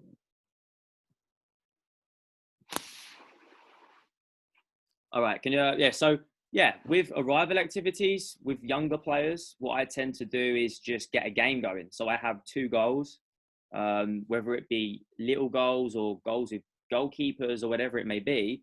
You have to find a way of enticing them to get to practice early. So if you have goals there set up and you have pennies on the floor, bibs on the floor, whatever you use for them to use, they're going to get there early. They're going to play a game, 10, 15 minutes. Once everyone's there, bang, we'll start the session. They're motivated, they're focused, they're ready to work. That's their warm up. They're already warmed up. You don't need to do stretches. They've already had it. And then you can just start the session. For older players, there's nothing wrong with doing that as well. You know, it can game related activities can easily replace warm ups. We've come such a long way of players just running around the field, 3 laps, and then we'll get started. It's not realistic to the game, doesn't have any benefit, and the players don't enjoy it. So, to be honest, what I used to do as a kid growing up, when I had practice, I used to purposely get there 10 minutes late so I'd miss the warm up because the 10-minute warm up was running laps around the field. So I purposely hid and arrived after that, and then I joined in. Whereas now, if players are doing a game, when the first two kids arrive, it's 1-on-1. The next two kids arrive 2-on-2. The next two kids arrive 3-on-3. When they know there's a game at the beginning of practice, they're going to get there early, and then that's your warm up done in a more fun, enjoyable manner. Okay. Okay. Shubham says, great session, Mark. Thank you for the top plus session, Ryan says. Great stuff, mate. Cheers. Okay, there's a lot of thank yous. I'll just go on to the question. I'm glad people enjoyed it. That's important. Yeah. Tapush Ghosh, who is a former I-League player, which is the league in India. He says it was a wonderful session and lots of information. Brilliant. Okay. Daniel says, thank you for the information, Mark. It's a bit confusing, but I'll get to know more when we go through it. Yeah, we'll share the YouTube link later. It's a lot of information for a little. Okay. Rohan Raj Pradhan, he says, his question is on coaching the 4 moments of play in a session. Could you explain it once again? He says the 4 moments of play that you talked about. Could you explain it briefly, and how is it helpful in comparison to coaching 1 moment of play in a session? Oh yeah. So does he mean in an exercise, in a specific exercise? In the session that you're taking, so you're working on the Okay, cool. So the thing is with football is these 4 moments of the game are always continuously happening. You're always doing these 4 moments. And if you look at a video clip or a game, a team will attack, defend, and then they'll win the ball and lose the ball every 10, 15, 20 seconds. So if this is happening so frequently in a game, we have to create these moments in a session. So you have to add transitional moments. You've got to coach these 4 moments in the session so we can improve them. For instance, if you're working on playing out from the back, and this is a great example actually, did it recently. So you're working on playing out from the back. So our game moment is attacking. But if we lose the ball, I'm also coaching my team how to put pressure on and deny goal scoring opportunities because the opponent will be so close to our goal. So when we're playing out the back, there's no point only focusing on what you're doing with the ball, because if you lose it, the opposition are 20 yards away. So you focus on then your transition from attack to defense. And now it doesn't have to be all 4 game moments in one, but if you can layer your session where you at least work on the next game moment, you'll have more success for your players. So if team A only works on building out and doesn't work on the transition from if they lose it, they're going to lose to the team on the weekend that has worked on, all right, we're going to play out, but if we lose it, this is what we do. And then in your next session, you might then layer it from, okay, we're going to start with, we've lost the ball. And then we're also then going to work on what happens if we win it back. So I'm only working on 2 game moments again, but I'm building it up. Okay. Thank you, Mark. Okay, we'll share the YouTube link later. Okay, Ankit says, should we introduce restrictions not related to the game? If it brings out your session outcomes, then you can do. Just be careful of them. There are some restrictions that you see coaches do where players just stand on the outside and they can't be tackled. That's not realistic. So how can you make that more realistic? Maybe bring the area size 5 yards bigger and have them work on the inside. So now they can be tackled. Now they're opposed. There'll be certain situations where you're trying to bring out a specific topic. For instance, if you have wide players, when they receive the ball, they have to be in wide areas. Now, that is a restriction that isn't realistic to the game, but the outcome you're trying to create is maximum width in possession. So if I say to my players, you can only receive the ball if you're in the wide space, if you're in wide areas, then they're naturally going to go there in practice every time we have possession. So then in games on the weekend, their muscle memory, their first thought is, okay, we have the ball in central areas. I remember I need to go into wide areas to receive it. And then once that becomes automatic, then you can remove them zones, you can remove them lanes. So then in the next practice, they don't have to be in there. But if you've done your job correctly from the previous session where you made them stand in there, then they should be doing it automatically, and then it becomes more realistic. Okay. Okay, 1 second. Yeah. Okay, Roshan has a question mark. He says, how do we apply 5 Ws if we want to focus on technique of individual players? So let's just go back then to the 5 Ws.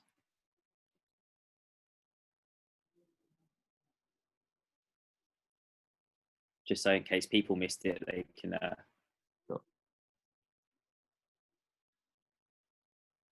Okay, so let's just say we're working on individual player. Let's say we're working on a striker. So we're working on our number 9's ability to finish inside the box. So who will be number 9? Where will be inside the box? When? We might be looking at when we receive a ball into feet from our midfielder. And then why? Because I'm currently, I wouldn't say currently not good enough, but I'm currently not successful enough to get shots away when receiving this kind of pass. Or what? Let's look at defenders. So I'm looking at my number 2, my right defender, defending in 1-versus-1 situations. Who? Number 2, right defender. Where? Well, I'm not very good at defending in my defensive third every time the opponent keeps getting past me and putting crosses in. So that's where it will happen. It will happen in the wide space channel in the defensive third. When? This happens when their opposition midfielder, their opposition left back plays to their winger, and I'm left isolated 1-versus-1, and I have no cover from my centre back. And why? There again, why? Because I'm having no success. I'm being unsuccessful. The opposition winger keeps beating me. So you can use these 5 Ws to nail down individual coaching points for players as well as teams. I hope that explained it. Yeah. If somebody is not clear, Mark, they'll reply with a question and then we can ask you later, maybe. Yeah. Okay. Prasad says, thanks for the detailed feedback, Mark. Very informative. Okay. Okay. Khashman says, I'm a young interning coach. Could I continue playing as a player and also continue coaching? Say that again. Repeat that one more time. Yeah. He says, I'm a young interning coach. Could I continue playing as a player and also continue coaching? He's asking for a person. Yeah, I mean, I have one bit of advice. It's just coach as many hours as you can. You can definitely do both, but you don't get better at coaching from webinars and just purely watching and listening and reading. The way you get better at coaching is getting them hours in on the field. So yes, webinars help. Yes, podcasts help. Yes, books help. But the only way you're really going to get better as a coach is finding out what works. The knowledge that we get every year of coaching comes more from the experience of knowing what works. Like we all know here, right? Let's say that you plan for 12 players for a session and then 16 turn up or 7 turn up. When you first start coaching, your brain goes into meltdown and you start hoping that the exact number you've planned for turn up. But now as you get older, you've been through them experiences so many times. If you've planned for 12 and 8 turn up, you know exactly what to do. And that doesn't come from a webinar. That doesn't come from a book.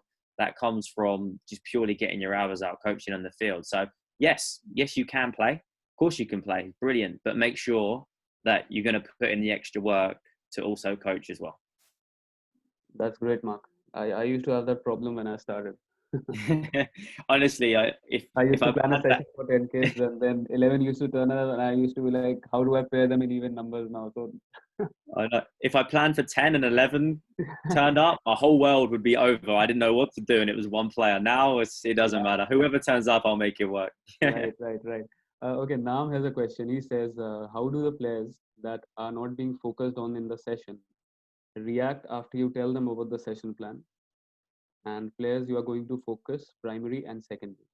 It's great to give kids ownership and accountability to be focused on showing them the plan or just about other kids. So he's saying that how do they react if you say we are only going to work on the attackers today, no defenders? How do they react? That's number one. Number two, he says it is good. Is it good to give the kids ownership and accountability and show them the session plan towards the start, or you just go with your flow? So the best thing about an effective session is you also have to influence the opponent, as we spoke about earlier. So are the opponents reacting how you want them to react? So for the first 15, 20 minutes, I'll be working with the opponent before I even start working on my primary and secondary players. So despite me just working on my 7, 11, 9, for instance, I'll be spending 20, 25 minutes working with the opponent to fix them. Then I'll be working on my own team. So even if you're not a primary player, you're still going to be very engaged in the session because I'm going to be making sure that you affect the session how I want you to affect it. Now, let's say that you're working on central areas and you're working on your 6, 8, and 10. I'm still going to be coaching my 7 and the 11 to look, we need to stay wide here. We need to get higher here to pin the defenders back so my 10 has space. So yes, my primary players are going to be getting a lot of the attention, but it doesn't mean that I'm only focusing on them. Everyone will be involved. In terms of giving them the session plan before, that's completely up to the coach. Sometimes I do it. It depends on the players. It depends on what players you have. Do you have them hungry players that are so invested in the session where they want to know every detail? They're like, I can't wait to get to practice. Can't wait to learn. Some players you're going to have they just want to play and they'll have no interest in it. So it may be worth just sending it out via email and just saying, look, here's the session. If you want to read it, you can. If not, no problem. So then you start to find in your team who the leaders are, who the ones are invested and who cares. And the ones that don't, it's not the end of the world, but it's there. People that want to take ownership of their actions can. Right. Mark, just a small question from my side on what you said. So there are kids who are super interested and super passionate about the session or the game later, and there are some who come with with that body language where they don't want to play. The way how I take a session, can that influence how I build motivation up? Because I've read a lot. Klopp does that a lot with his players. He goes to a club and he creates that philosophy of we are going to give 100%, and the players want to break a wall through a wall for him. So does that work out from my side, or what is the insight? 100%. So, well, that's the thing. So before you even do any coaching, before you do anything to do with the 5 W's or the 5 elements, you've got to build connection with your players. Right. So when I join a new team, I create individual meetings, even if it's just 10 minutes, 15 minutes per player. You gain the connection and then you ask them, how can I help you? And that is the number one question that coaches can take away from this webinar. If you say to the player, how can I help you? They will then tell you how you can motivate them. They'll say, well, I just want to play more, or I want to be striker, or I'm not good at shooting. I don't feel motivated. I'm not good at striking the ball. So they're going to tell you, just by you asking them, how can I help? You're going to build a connection. It's going to show that you care. And the more that you care and create a connection, the players are going to work harder for you. So you've built that trust, you built that connection. They're going to tell you why they're maybe not motivated, And then if you put them all together and improve them elements, it's a recipe for success. Okay. Okay, Yash says, what to do when I'm not feeling like doing the exercise every day? He's talking about the session. What if he doesn't want to do the session that the coach is doing, and if the session happens daily? What if we don't notice any specific differences after doing it? As a player, what should we So do he's then? a player. Yeah, yeah. So sorry, what was the question again? Sorry. So he says, what if I'm not feeling like doing the exercise or the session every day? What if we don't notice any specific difference after doing it? So he's saying, what if the coach is, he's not good enough and he's taking the same session daily? What if I don't feel like it? What can I do about it? Okay. Oh, so the first thing I would do is I would go and talk to the coach and just ask him questions. And what was the theme of the session? Like, what could I have done better? What were you looking for me to achieve today? And then just having an adult conversation about it, being like, I love it when a player gives me feedback on a session. At the end of the session, sometimes I'll ask them, what did you enjoy and what could I improve on? So that feedback that you can get from players will help and adapt you going forward. So just approaching the coach, asking him, I didn't quite understand the benefit of the session. What was I supposed to do in this session? Look, coach, we've done this a few times. Can we look to do this maybe? And coaches are open, especially these day and ages. It's long days are gone. Long gone are the days, of military style. Like, I'm the boss, I own you. There needs to be a connection. And if the coach doesn't take that information on board and the coach is not willing to listen to you and you get punished for that kind of approach, then that's with the coach. That's not with the player. Then that's something wrong with the hierarchy and something needs to change. Then that's a complaint elsewhere. I mean, I'm not for complaining against coaches, but coaches have to be open for feedback. We live in a different world. We coach in a different world now where connections are more important and we have to build them relationships. It isn't I say, you do. Okay. Okay. Mohan says, special thanks to Mr. Ryan. Andrew has a question. He says, what advice can you give in developing player reactions in a transitional phase? If possible, please with junior and seniors both. Sorry, what was the first bit? He says, what advice can you give in developing player reactions in a transitional phase? So he just wants player actions from both transitional moments? Yeah. It depends on your style of play. So what kind of players do you have? Depends on the philosophy of you as a coach. So like my tips and advice is when we lose the ball, the closest three players to it will press until the opponent have organized possession. Organized possession means when a defender has the head up.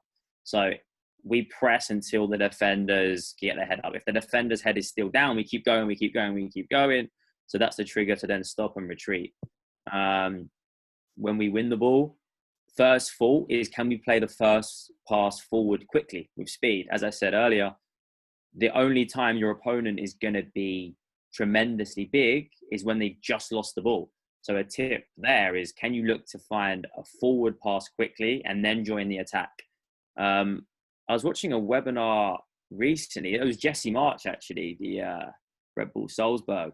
And he said that Jurgen Klopp, Liverpool, they have a term called meet you at the penalty spot when they win the ball. So look out for it next time. Let's say that any one of their players just wins the ball. Mane, Salah, Firmino, whoever it may be, they have a race to the penalty spot. So it's go. We win it, we go forward. So now look at their runs off the ball as soon as they win it. They're looking to go forward. They're looking to get numbers early before the opposition can get compact.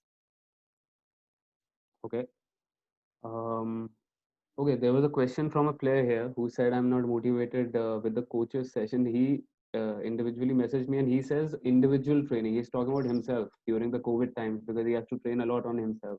What if he's not motivated enough? What can he do about that? So I'm presuming he's forced to practice by himself, right? So I'm guessing the coach has said, you have to do this.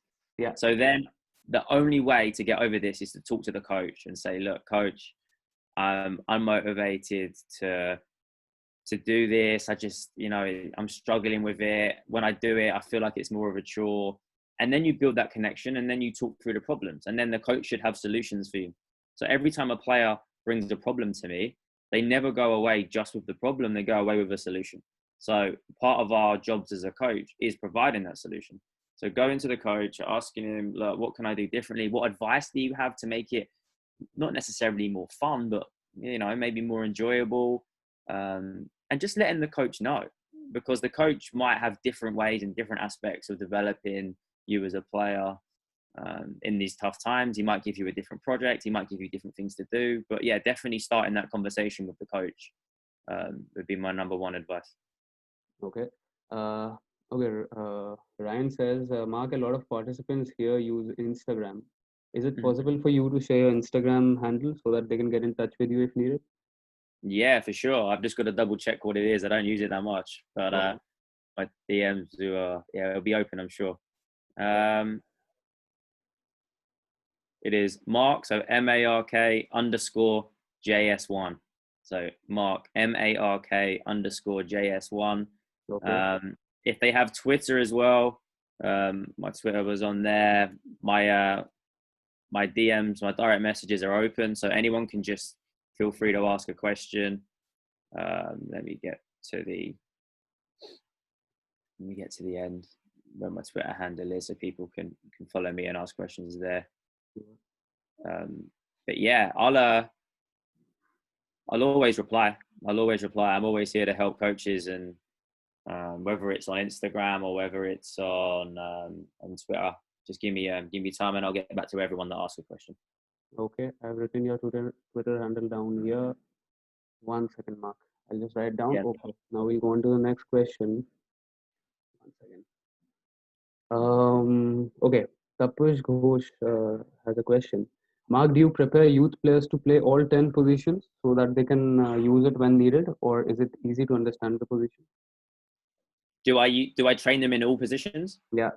No, I'm a believer in specializing in certain positions, not necessarily from a really young age. Like if they're U9s, U10s, then I still think it's critical that they play multiple positions. But I'm still not going to play a striker as a goalkeeper, and I'm still not going to play a left defender as a right winger.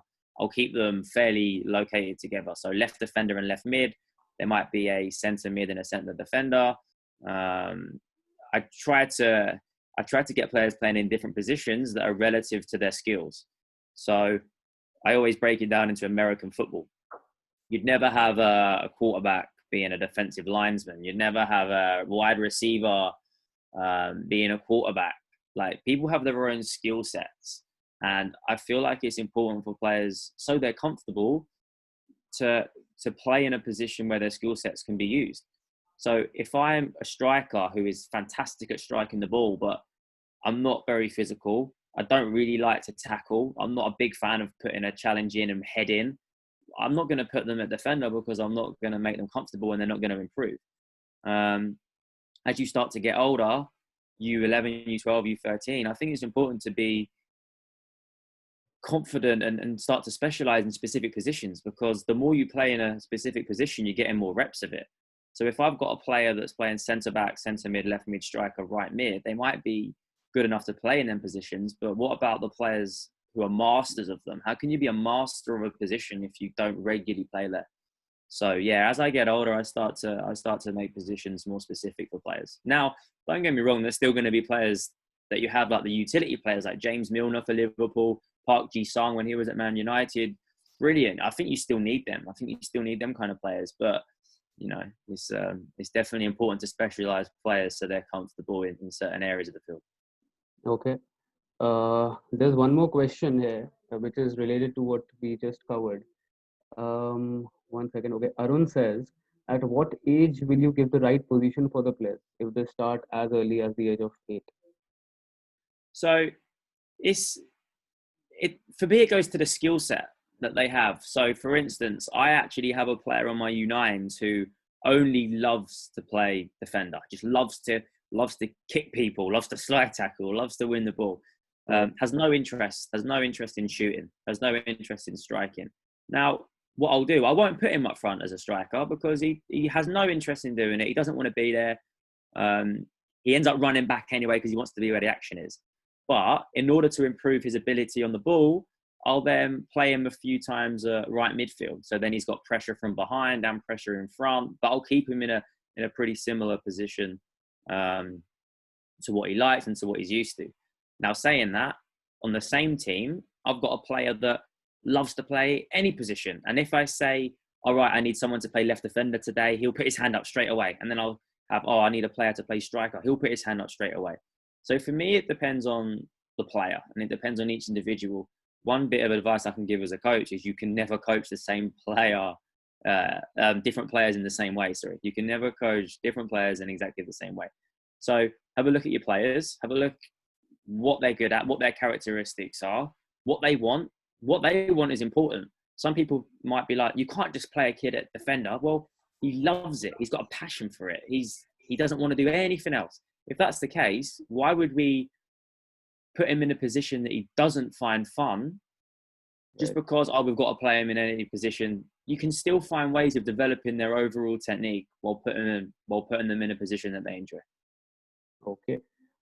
Mark Ahmed here, who is a C license coach from AFC. He has a question. I'll just put him on the line. Ahmed, I have just unmuted you. Are you here? Yes, thank you. Thank you. No problem. Good evening, Mark. How are you? I am, yeah, good. Thank you. How are you? I'm fine. Thank you. Thank you for the valuable and informative lecture you have delivered to us. And thanks for Mega Pro Academy for organizing this rich lecture. I don't know if you heard of Pep Guardiola interview when he said, I don't believe in the conditional or in the physical condition of the players. My question is, what advice can you give to us as football academy coaches, professional coaches, under 17s and under 19s, to connect the physical part into the whole tactical scope of work? What advice can you give to us, putting in mind the moments of play when you coach the physical part, especially in the preparation period? So, I mean, it all comes down to your own coaching philosophy and beliefs, right? The worst thing you can do is listen to a coach and say, right, I'm going to take everything they say as the truth. You've got multiple different coaches in the league who use them physical attributes and are strong believers of it. So it's down to you as a coach and your philosophy and how you want to use it. And does your style of play impact your physical attributes? So let's just say that you've got, I don't know, in what aspect do you want to ask the question? So what give me something specific. I know that this talk about the physical and tactical periodization is too large now, and books have been published and courses have been delivered in the same area. But my question is there an advice? So I mean, when I said the interview of Pep Guardiola, do you believe in just forgetting about the physical part and focusing on the tactical issues with the players, and in the same way the tactical work will achieve the physical objectives indirectly when we work with the players? I mean, do you believe in this point of view? Yeah, I think there has to be some part of physical periodization, and I think he does it. So what he says is, he's a big believer in the tactical and the technical, and they'll use the ball work to get their physical demands. But I'm still confident in the fact that his sessions on specific days are planned around match day -1, match day -2. So he might go longer and more intense on certain days. He might go, you've seen him do pattern play, you've seen him do unopposed work. That will probably be a day before a game. So yes, he does use a lot of his physical demands with the ball, but what he'll do is he'll manipulate the exercise depending on when the game day is. So for instance, people think that the more players you have in an exercise, the more intense it is.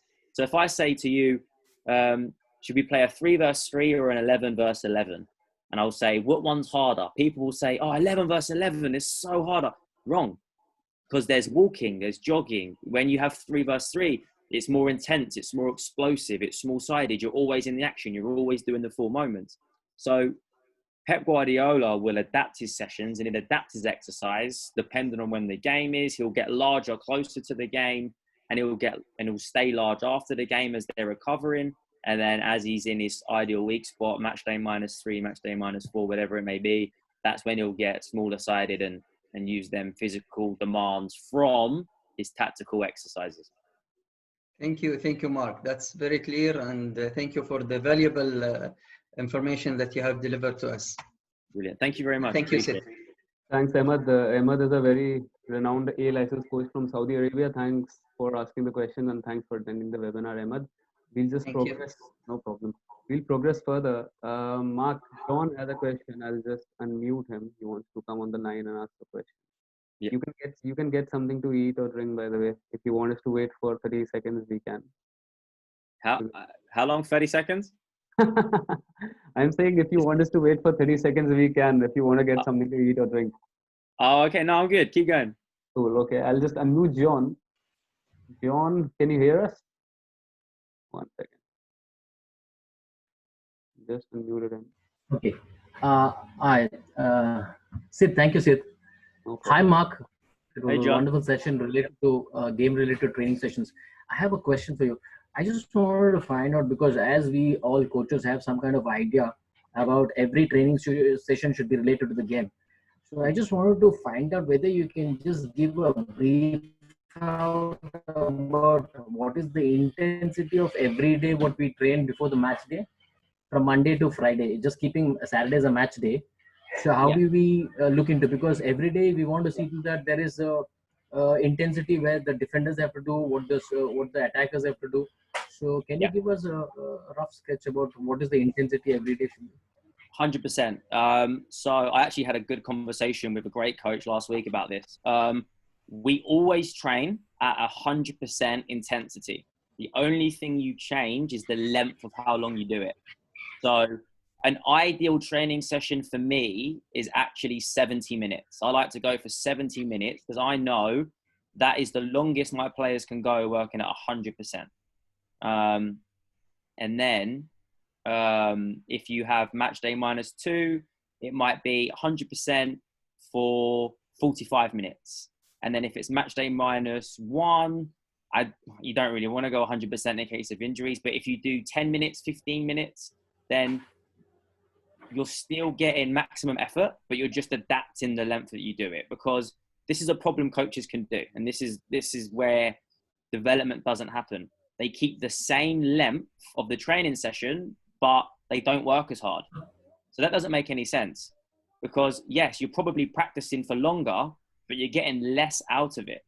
So my only advice is, as you get closer to match days, decrease the length of your sessions, but keep the maximum intensity and effort at 100%.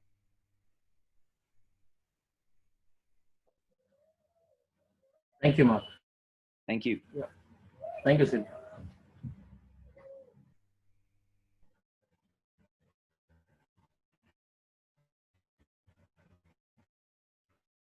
Oh, I can't hear anything. Oh, okay, I muted myself and I was talking. Sorry. Yeah, John, so much. Thank you so much for being here. He's an AFCA licensed coach and he works at Bangalore FC right now. Thank you so much for being on the line, John. I'll just progress further with the questions. I hope you can hear me, Mark. Yeah, I can hear you. Yeah, all good. Okay. Okay, there's one question who says, if you have 15-20 players in a small area, Abhijit says, how will you train them?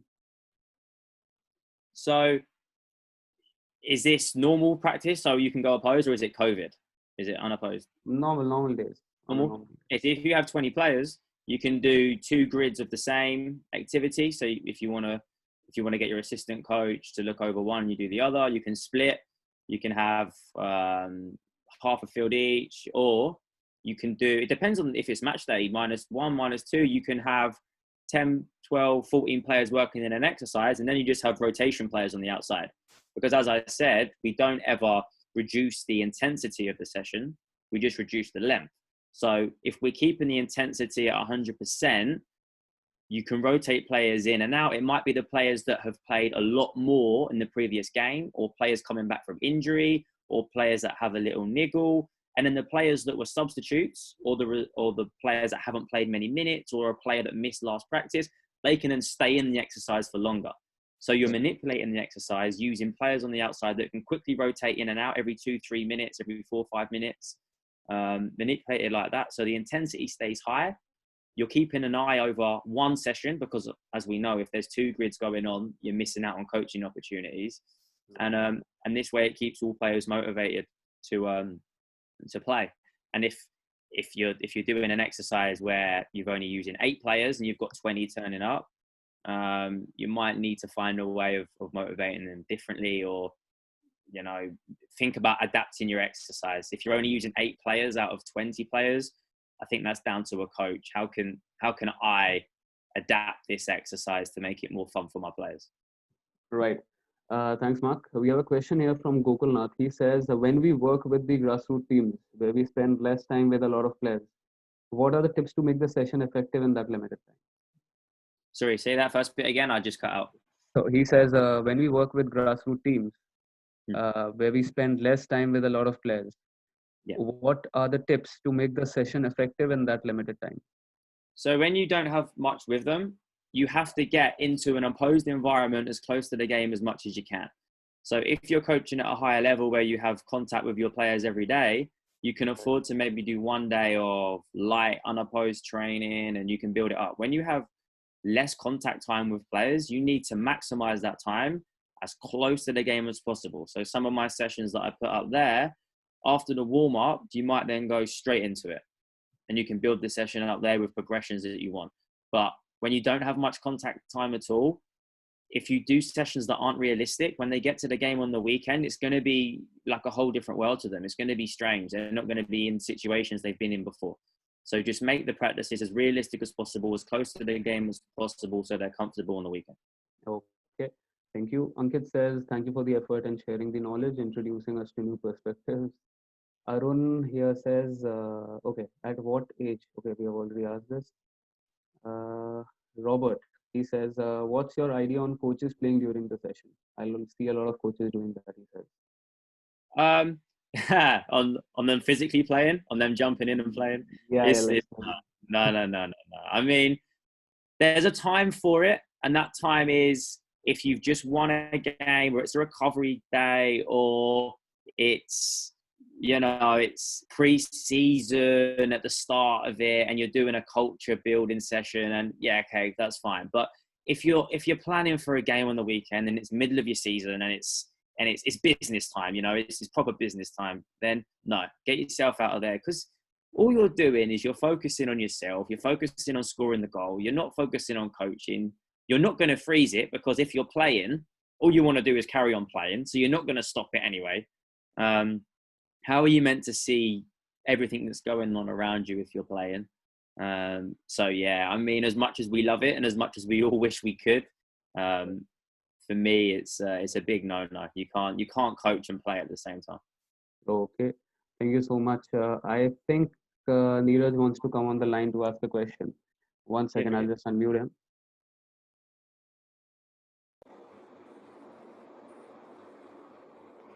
Hi, Craig. Hi, Mark. I just thinking about creating the effective sessions, and I just thought about you touched the various points on how to improve the players and how to make them more realistic. But I have a question on the other side. So for the coach, so when we are trying to coach, it's very important that we stop at the exact moment. And how do you train to increase the quality of the stoppages taken by the coach? Okay, so are you talking about if you freeze a session? So if something's happened and you have to freeze it? So a good tip is you tell your players if you say to your players, go back where you were, they're not going to have a clue. They're not going to know where they were. So all you've got to do is say, right, rewind 3 steps. So if you freeze it and you say, right, rewind 3 steps, they can remember easily their last 3 steps that they're taking. Now, you have to make it clear to the players before you use the freeze method of why you're using it. So for me and my players, I will say to them, if you want to win the weekend and you want to win the championship or you want to win the season, you have to stop and recreate them 3 steps. And then you show empathy. You say, look, I know you hate it. I know I used to hate it as a player as well. I know, but if we want to succeed and we want to win and we want to be the best, you have to do this for me so I can help you. So once they understand why you're freezing it, and once they understand the benefit of it, that will help them and create that bond, and they will start doing that for you more successfully. Right. Just but on the other side, I mean, as a coach, it can be, I mean, for new coaches, it can be a little bit difficult, or it could be a difficult task to look at the sessions going on in front of him and stop at the actual mistake which they want to coach in relation to the topic of the day. But during my early days as a coach, I wasn't able to find the correct moment to coach, to stop and coach. So I was either stopping at the wrong moment, or I was just disrupting the session. So it is just more of a curious question. So how do we find that right moment as a coach to stop the session? So there's two ways. The first way is you don't have to use the freeze method. You can pull players aside. Let's just say that a player overhits a pass or they didn't play a pass that you wanted them to see. Instead of freezing it, and that was the moment, and recreating it, you can just pull them aside and speak to them on a one-on-one basis. Go, look, next time, if your head is up and your teammate is making a run into space behind the defenders, can we look to play it ahead of them? Can we look to play it earlier? Or before you receive the pass from the centre-back, can you check your shoulder? Can you see where he is? You can look to play that pass early. So there's different methods you can use. If you do want to use the freeze method, then that's where the 5 W's comes in, and it's the when. So you need to know when you're stopping it. So from the earlier slide, if I'm looking at combination play in wide areas, or third man runs in wide areas, then my when will be when there is space in behind and my midfielders have possession of the ball. So I'm not just looking at the mistake, I'm looking at the picture. If I'm looking at attacking 1v1 in wide areas, my when is when my attacker receives the ball 1v1 against the fullback. So I know what's happening before the mistake even happens, so I'm more alert to look out for that moment. All right. I think that is clear enough for me. I just have one last question. It's more of I have this one mentality. Is it now for the professional teams? The philosophy is for the players. So the professional teams have the financial capacity to find the players which fit their philosophy of the coach. But how do we? How should we go ahead with the at the grassroots level? Because the coach has a certain idea about how he wants the team to play, but he might not be able to find the correct players. So how does he adjust his training sessions? For sure. So every coach should have an idea of how they would like to play in an ideal world. And what I used to do, no matter what team I had, I always tried to play the same way, regardless of the players. And that doesn't work. So now when I go into a new team, I have my ideal way, and I start the practices how I want to play in an ideal world. And then using the players that you have, you then adapt your style. You have to adapt your philosophy, because if you look at Pep Guardiola, when he had Robben and Ribery and Bayern Munich, he always attacked in wide areas because he used their two best players, who were 7 and the 11. But if you look at him before at Barcelona, he had Messi as the false 9, and they were attacking centrally because they'd have Busquets, Iniesta, Xavi and Messi, and they would attack through central areas with the diamond because Messi was the best player. So Pep Guardiola has how he wants to play. He wants to keep the ball. He wants to keep possession. But regards to the players that he has, changes how he does it because of the players. Okay. All right. Thanks, Mark. I think that cleared up my question. Thank you very much. Okay. Thank you. Thanks, Neeraj. Thanks a lot. Thank you very much, Sid. No problem. Okay. We have, great. We have Mr. Murray Jones on the line, Mark. He has played for Crystal Palace and Southampton, and he is the first British player to play in China, And he works as under 15 and under 16 lead phase coach at Millwall FC. Murray, I'll just bring you on the line 1 second. Murray, are you here? Hi, can you hear me, Sid? How are you? We can hear you. It's a pleasure to have you here, Mark. Murray, sorry. How are you? Yeah, I'm very well, thank you. were you here towards the start? No, I saw bits of the presentation. Just a couple of points, Mark. Just when you're working with young players and creating a training session, how do you develop them individual profiles and to try and develop the individual within your training sessions? So again, I'll just break it down with the 5 W's, just in terms of looking at them specific aspects that you want. So just give me an example of a player action that you're looking for. Let's just say I've got a right back who can serve and he can pass really well. He just struggles in his defending. He's 1v1 defending. Yeah. So then we'll just make sure that we put him in them situations in practice with the 1v1s, and we break it down into game-related situations where we'll be exposed to them environments. So one of my sessions earlier, let me just quickly go back to it. This will be a great one for it. So in this session here, let's just say that he's the number 2. He's great on the ball, but he's 1v1 defending. He's struggling. So even though we're working on his 1v1 ability, it's in the context of the team game. So you can add another 9 in here or whatever. As soon as the Reds win it, they look to attack this number 2. So he's getting the repetitions of his 1v1s in a game-related situation, but it's also improving the team aspect as well.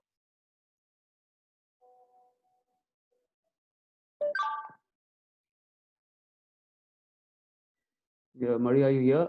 I think Murray. Oh, I think there's something up with his connection. He just left. Okay. But I think he got to the end of it because you're just finishing. Okay. Now we have a question here, Mark, from Prasad. He says, a specialized position player is always seen as there are no few takers for the goal kick position. What age do we motivate a player for the goal kick position? He says, does there have to be a specialized player for a goal kick if the goalkeeper is not good enough to take the goal kick, or what do I do? I mean, for me, if the goalkeeper struggles to take goal kicks and they can't get that power on it, you've got the option of playing short, or you've got the option, if the opposition have a high press, to go over it using a defender. I mean, if the goalkeeper can't take a goal kick, I'm guessing it's grassroots soccer. And there's no you must play out from the back. Your goalkeeper must take the goal kick. I don't think that's fair on the players. If I can't do something, I wouldn't expect someone to force me to do it. I would help them in practice to get better at it and improve, but adapt and get the feel from your players, get the feel from your team. If your goalkeeper can't take a goal kick and he doesn't want to do it, don't do it. Play short to your defenders, or get the defender to take it and go longer, depending on your philosophy. Right, okay. Murray is back on, Mark. I'll just put him back on again, I think. Sure. 1 second. Murray, I'm trying to unmute you. 1 second. How's that? Is that better? Yeah, Murray, perfect. I've unmuted you. Yeah, you can go ahead. Listen, good answer. I missed a little bit of that, Mark, but I understand how you develop that session. So, Mark, when you're developing a session and you're not quite getting the outcomes that you may want, okay, how do you adapt? Do you adapt, or do you just let the players allow to lead and take some ownership, or do you want to step in and maybe try and manipulate the session to try and get those outcomes? First of all, I like to see if the players can adapt, because in the game on the weekend, that's going to look different to your training session anyway, right? So first of all, 10, 15 minutes or whatever time limit you want, can the players figure it out themselves? If they can't, then you might then have to adapt. And as we said earlier, is it the 5 elements? Is it challenging? If it's too challenging and they're not having success, then you're going to have to adapt. Whereas if you're getting the feel as a coach where you feel it's the right level of challenge, but they're just not being successful, you leave them in that state of overwhelm. It's something the Dutch use. Raymond Verhuizen was using it before, and it's a state of overwhelm where players are struggling at first, and you don't even need to tell them how to fix it. If the challenge is set and the challenge is correct, they'll find ways to do it themselves, and they'll naturally get better throughout the session as the challenge is there to be set and it's correct, and yeah, they'll improve. But if they're not getting better over 15, 20 minutes, then yeah, that's when you want to step in and adapt and, you know, add players, pitch size, make it bigger, you know, all the things that Yeah, we do. perfect. Listen, well done. Great answer. Cheers. Thank you. Thanks, Murray. Thanks for being on the line, and hope you're doing well. Yeah. Thank you, Sid. Yeah. Okay. Mark, I think we are done with the questions here. Yeah. Perfect. Okay. It was a pleasure. It was a pleasure presenting. Thank you for taking time out to have me. Hope I could give some useful information, even if players should take one thing they didn't know this morning. Yeah, thank you to me, all of you in the organisation. It's been a pleasure, privilege to be on here, and I wish all the coaches who joined the very best in their coaching career. Thank you so much, Mark. All the best in your coaching career, and I hope this situation ends quickly. And we'll send the link on the WhatsApp group. Thank you so much, Mark. Thank you so much for being here and taking time out so early in the morning. Yeah, it's all right. It's very enjoyable. It was good getting up for. Thank you very much. Thank you so much, Mark. I'm sure you are going to get a lot of Insta and Twitter requests through the day. So best of luck with that. My pleasure. Thank you. Have a good day. Thanks, Mark. Have a good day. Stay safe. Bye, guys, everyone. Thank you, Mark.